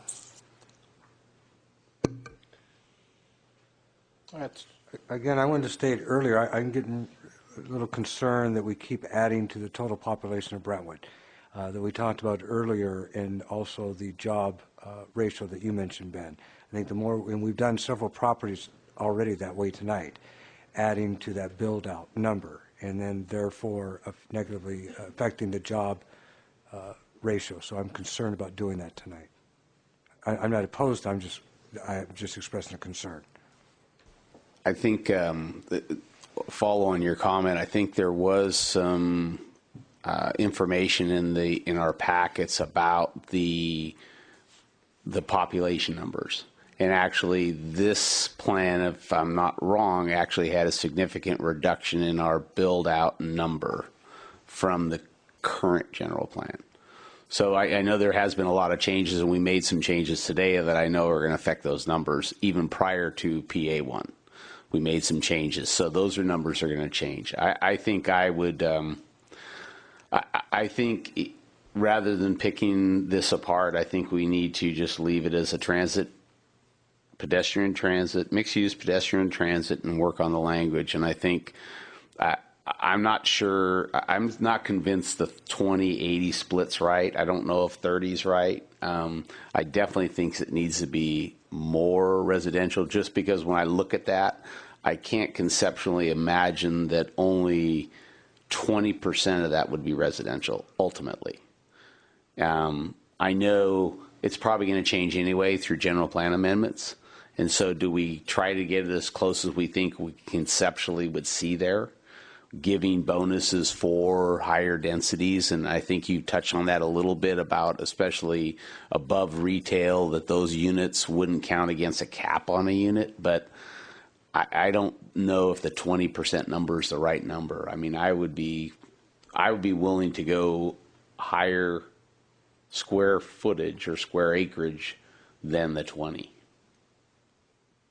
Say 25%, just with an eagle-eye view here, that looking at this map, I can envision 25% of that being residential and still being an effective commercial area, and the residents able to support that as well. Just a thought. I don't think any of us are good enough to figure 20, 25, or 30% on what is appropriate. So whether it's 20, 25, or 30%, really, I don't really have a problem with, because I think it's going to change in 10 years, and it's all going to be different. But these are some general guidelines for it. My biggest priority is making sure that we've protected ourselves so we have opportunity to have what we don't have right now. We don't have a club store, and we don't have a big box retailer for the most part. And so we lose all of those sales that go away. One goes to Lone Tree, the others go to other parts of that community. But I think I want to make sure that we have those abilities to attract those types of retail outlets, because I think the community utilizes them. Well, in addition to this area, in addition to those uses, I can also see some tech and industry type of businesses that would be ideal for this location as well. And there are some other benefits that are in the work that are going to make, potentially, if they come through for the city, they're going to make us highly desirable within the East Bay region. And so I don't think we can discount currently, looking at the buildings and square footage commercially that we have available, we've limited any businesses in excess of a couple hundred employees to very small options here. This is something that could certainly support a larger group of businesses and employees and income producing and revenue producing warehouse type and manufacturing type business parks. All right, we need, okay. May I offer a thought, Mr. Mayor? I'm ready for it. Okay. I'm feeling good about where we're ended up. I would offer this proposal. What I'm hearing based on the conversations is that I would propose that we leave the map as shown and we not make any changes as far as where the mixed-use pedestrian transit is shown, and we leave the extent of the orange as is, as shown on the map. I would offer up that we start to play with the number 25% rather than 20% residential. But what I'm also hearing, and this is a very fair, candid comment, it's kind of like throwing darts at 20, 30, I don't know. We don't have numbers to back this up as far as the context of what a 5% shift means. And so I would propose to come back in January with revised policy language that's been vetted by the working group. With the working group, we'll discuss the 20, the 25, the 30% as far as residential proportions. We'll also discuss the concept of minimum density standards with the working group and see if we get any additional input. However, I would interpret this map to be essentially locked down as the extent of the mixed-use pedestrian transit. What I will do on my end in terms of some number crunching for the environmental impact report is find what I consider to be a legally defensible conservative assumption as far as how much residential will end up within PA1 for the purposes of me crunching numbers on a traffic report. And then that will allow this council to revisit the percentage issue in January when I can provide you some more specific supporting information. But it doesn't hold up me moving forward with the traffic analysis, which keeps us on track for our June, July adoption deadline. So I'll ask for just a little faith and leeway as far as the assumption numbers I use for my math, understanding that they won't have any direct bearing on what you're obligated to with the language for these policies. I'd buy that for $1. Okay, I'm selling. So with that, my marching orders would be to stay the course with PA1 and the mixed-use pedestrian transit, get a little more follow-up guidance from the working group, and I have a total of 3 or 4 map changes that we went through earlier today, which I will make. And my understanding is that my map, inclusive of those changes, goes into essentially lockdown mode, and I'll defer to the city attorney for the language to be used for the decision making on the map edits inclusive of tonight's input. Okay. Yes, through the chair. At this stage, the staff is looking for clear direction on how to go forward with the map, and we would ask the council to entertain a motion to approve the map as a draft at this stage, and whatever direction in addition to the map as adopted. You could make the wholesale motion to adopt with the changes pursuant to the direction given previously during this hearing. Who wants to say start it? Mr. R., you have the first. I'll make the motion. I move we approve the draft map with the changes as directed this evening, leaving priority area 1 as a mixed-use pedestrian transit. Do we need more? No. You're too late now. We're done. No, I'm sorry. No comment. Yes. Go ahead. Unless there's something that staff feels needs clarification, that is sufficient in terms of a motion. Okay. I have a first. Ben, that was a nod of the this way and not this way, right? I'm confident that I've adequately noted the input received from the council. I feel good on the map direction. Second. I have a second. Any more discussion? All in favor? Aye. Opposed? And if there's any comments you need to talk about, you can talk to Ben at the end there. Okay, let's move on to new business. Mercy. E1, receive the independent auditor's report, comprehensive annual financial report. Oh my God, Pam, you better make this real short. I accept. How do we do Let's this? win an award in brevity, please. Yeah. Good evening, Mayor and Council. We're here tonight to receive the independent auditor's report and the comprehensive annual financial report. Amy Myers is here. She is a partner of Mason Associates and our lead auditor that has helped us through this process. And I'm going to have her come up and speak to you, and we'll be brief.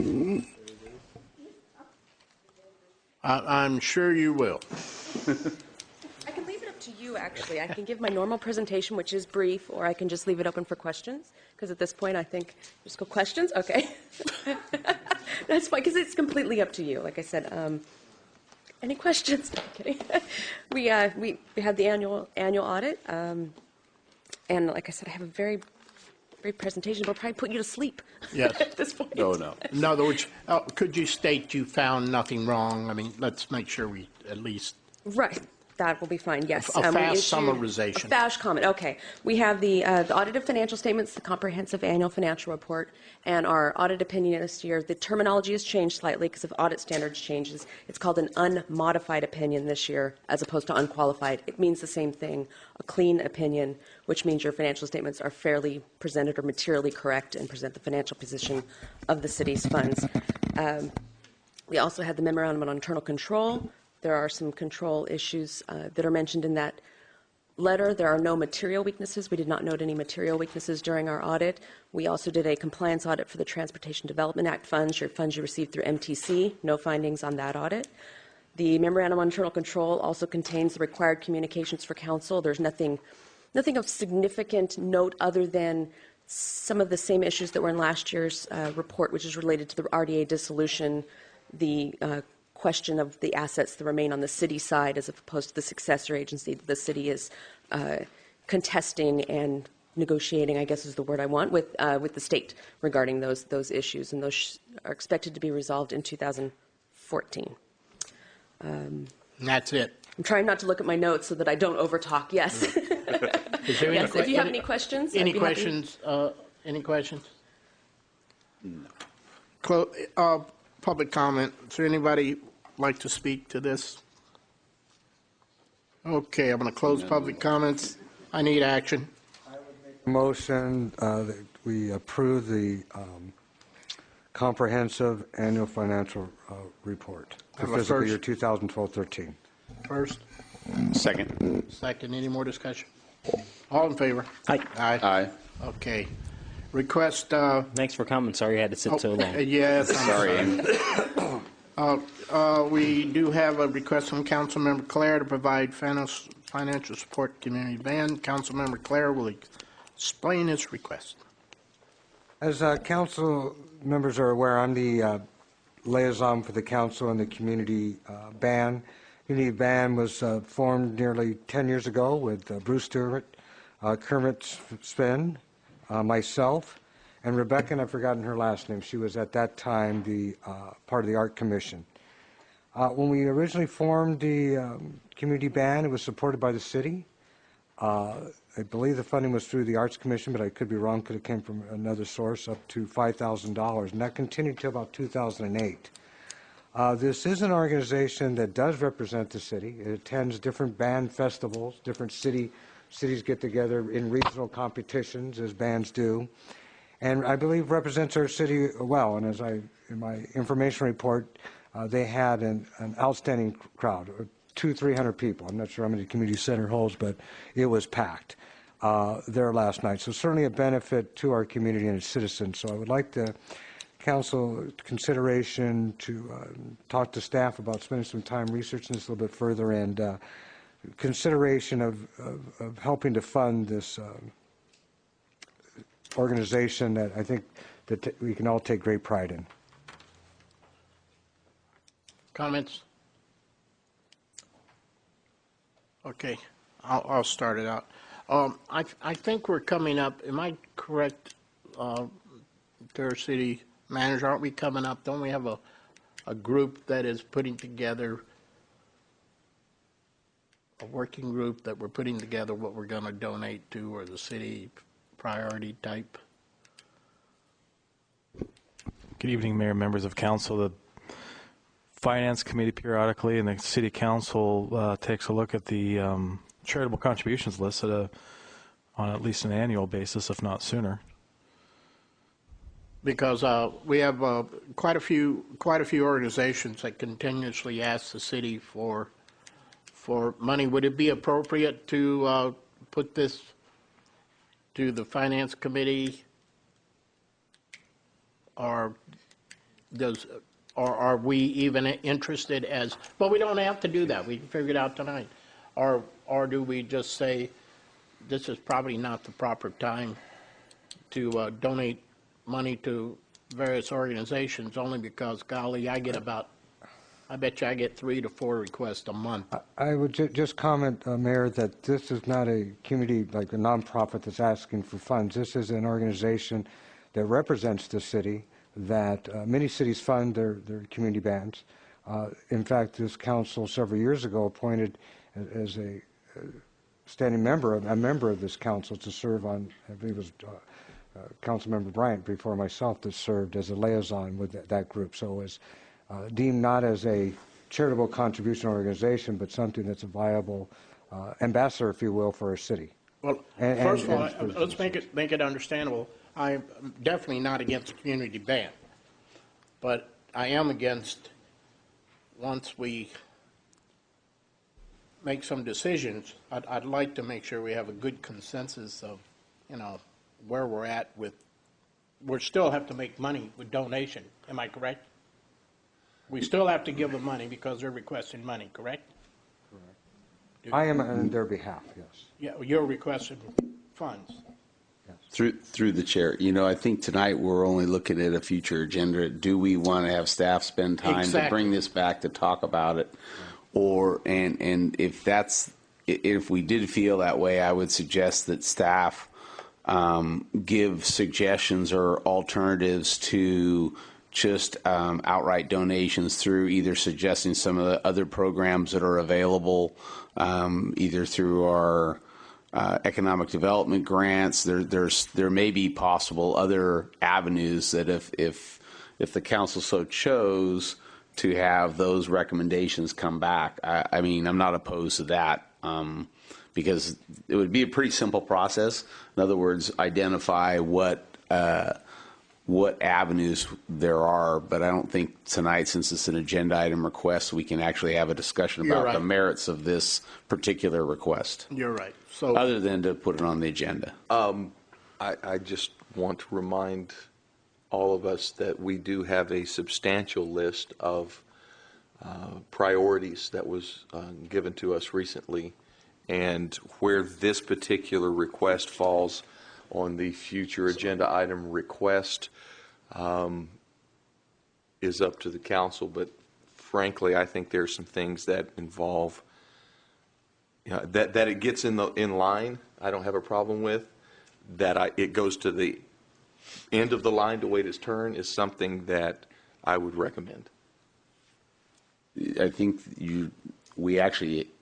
Tonight's agenda had the land use and development's priority list was in the consent calendar. So is that what? That's exactly what I'm talking about. All right. So those were in there, and those actually describe a couple areas that I was suggesting if staff brought back a recommendation, it could be land in one of those 3 areas for a way to fund a potential. But that's, again, a recommendation to staff if the council wants staff to bring back some ideas on an regular agenda item. City Manager. Through the chair, if I could, just to clarify a point that was brought up earlier. Since this request was made 7 days prior to the agenda being posted, council does have a little bit more discretion in discussing this item tonight, more so than if it was just a first-time request being made. So I just want to throw it out there that if council would like to have more discussion, that opportunity does exist. Okay. Council want to discuss it? Well, again, I'll just bring up my most recent discussion then. I think being considerate of staff's very limited and very full schedule, very limited time versus the very full schedule of future agenda items and staff timing. I think that this, although it's something that I don't have any problem looking into it, I don't think that it rates up on bumping some other priorities that have already been listed to take their time to do it. I think if you put it on that priority list, put it at the end of the list, so that at an appropriate time that staff says we can look at this, or we're dealing with something else this would neatly fall into, I think that's when to look at it. But that, again, that's my opinion. Well, since we're able to discuss this a little bit more, I would suggest that the community band kind of take a course that the Brentwood Arts Society had the same challenges when funding for this type of projects went away. In other words, they were funded through developer money that has not been replenished for the arts. And I think that's where that funding was coming from, because it did go through the Arts Commission. The Arts Society, when they funded the Art, Wine, Jazz Festival, it used to come from that fund through the Arts Commission. And since that time, the Arts Society has transitioned into utilizing the economic grant process as a way to fund their activities and their events. And so my suggestion would be for the community band to do that same exact thing, try to find a way to either apply for those grants that are available on an annual basis through the economic development grant, and that process is already in place. I don't think it would require any staff time. I think it's just maybe it hasn't been identified to the group that that's a way to seek additional funding, but that would be my suggestion, is to use something rather than recreating another policy to just identify the community band. They're probably like many other community groups out there right now that are looking for funding. And I think we already have a way in place to make that happen, and I think it's the economic development grant. That's a better idea than mine. So, and I'm not opposed to it. I think that's a good idea. It just was of interest to me. This is prior to as on the city council, that the previous council had designated this as a position that a council member would serve as a liaison, as we do the Police Activities League or other boards that we serve on. It just seemed it's more connected to the city than perhaps some other organizations, because it had the status of having a member of city council be the liaison. So, well, I do know that Bank has continually asked for money, right, and I keep telling them there is none. And they're very attached to the city. I just thought I'd. PAL as well. I do understand they do get a budget. And PAL is the same thing. Yeah, but they do get a budget from the city. Is that correct? I think they get it. Yeah, but get $100 or something. It's crazy. It's nothing. And I don't think the anyway, organization is asking for a lot. I think they're really looking at just what prompted this, just to clarify. They put on the Veterans Celebration November the 9th, and the city appropriately and very much appreciated waived the $1,000 facility fee. However, because it was held off hours from custodial staff, they had to pay for it because it held on the weekend for Veterans Day. It required janitorial time, which was almost $500. And so, if an organization they don't, for instance, the Toys Shot last night that they had was you donate a toy. It's not a fundraising group. It's to present music to the community, presenting whether at Starry Night's concert or wherever. But they do have some cost associated with that, and that they need to buy music and pay royalties and things like that in their performances. So they weren't looking for a lot. I think the previous budget they received $5,000 annually.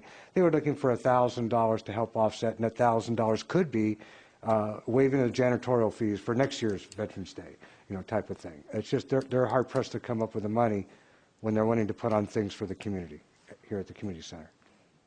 The main concern I have is once you do this, you open up this process as an argument for every other group that says the same thing. And then we go through this process constantly, And the reality is we have to ask the community, because eventually this will be a hit on the general fund. Are you willing to pay for this instead of receiving another benefit that those funds fund? And as far as the priority of services, yes, $1,000 doesn't seem like a lot of money, but with 200 groups asking for that $1,000, how do you tell one yes and the other no when there is, like Councilman Barr said, there is a very adequate and well-established process that they could request substantially more than that and get specific consideration. And it would not affect eventually the general plan or anything else. These funds are for that. And I agree. As a musician, I love the band. I think they do a fabulous job. Susan does a wonderful job. At the same time, are we opening up as a council some areas of serious problems that we could bypass by simply saying the structure's in place, this is what you should use? I would highly recommend that because, frankly, I get approached by a lot of people for money already, and to open up another door of thousands of people asking for money, if we can avoid it, why not avoid it and answer the problem at the same time? Any comments?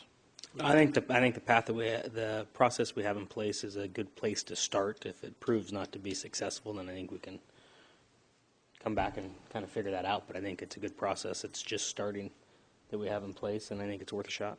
Okay. So the recommendation is have them go to the arts. No, economic development grant. There you go, economic development grant. Okay, thank you. Okay. Is there any request for future agenda items? No. It better not be. Oh, you've got one, Paul?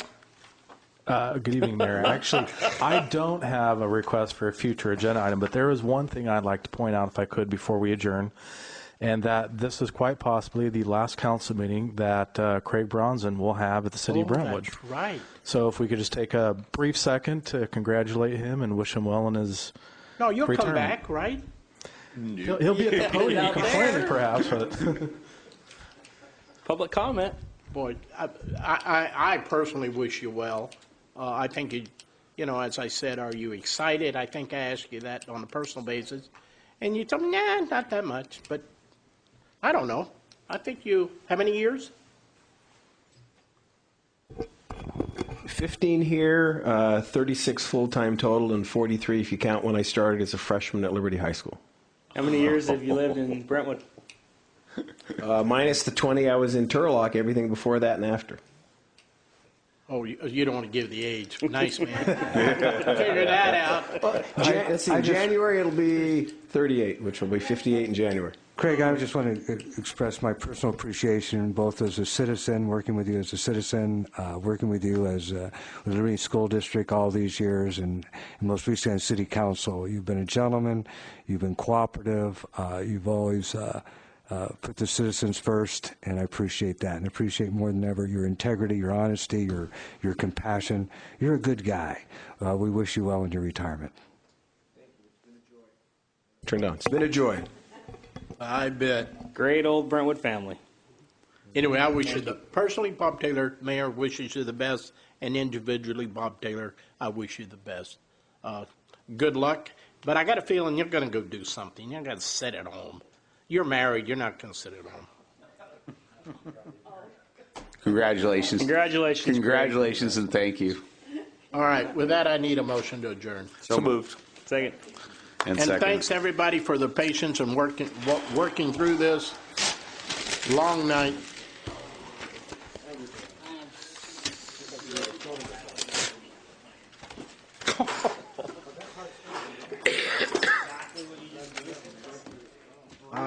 I'm done. I'm cooked.